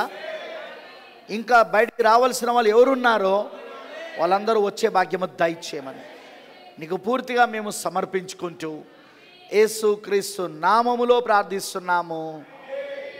ఆమేన్, ఆమేన్. మరలా బుధవారం కలుసుకుందాం. God bless you all. దేవుడు మీ అందరిని దీవించును గాక. ఏంటి?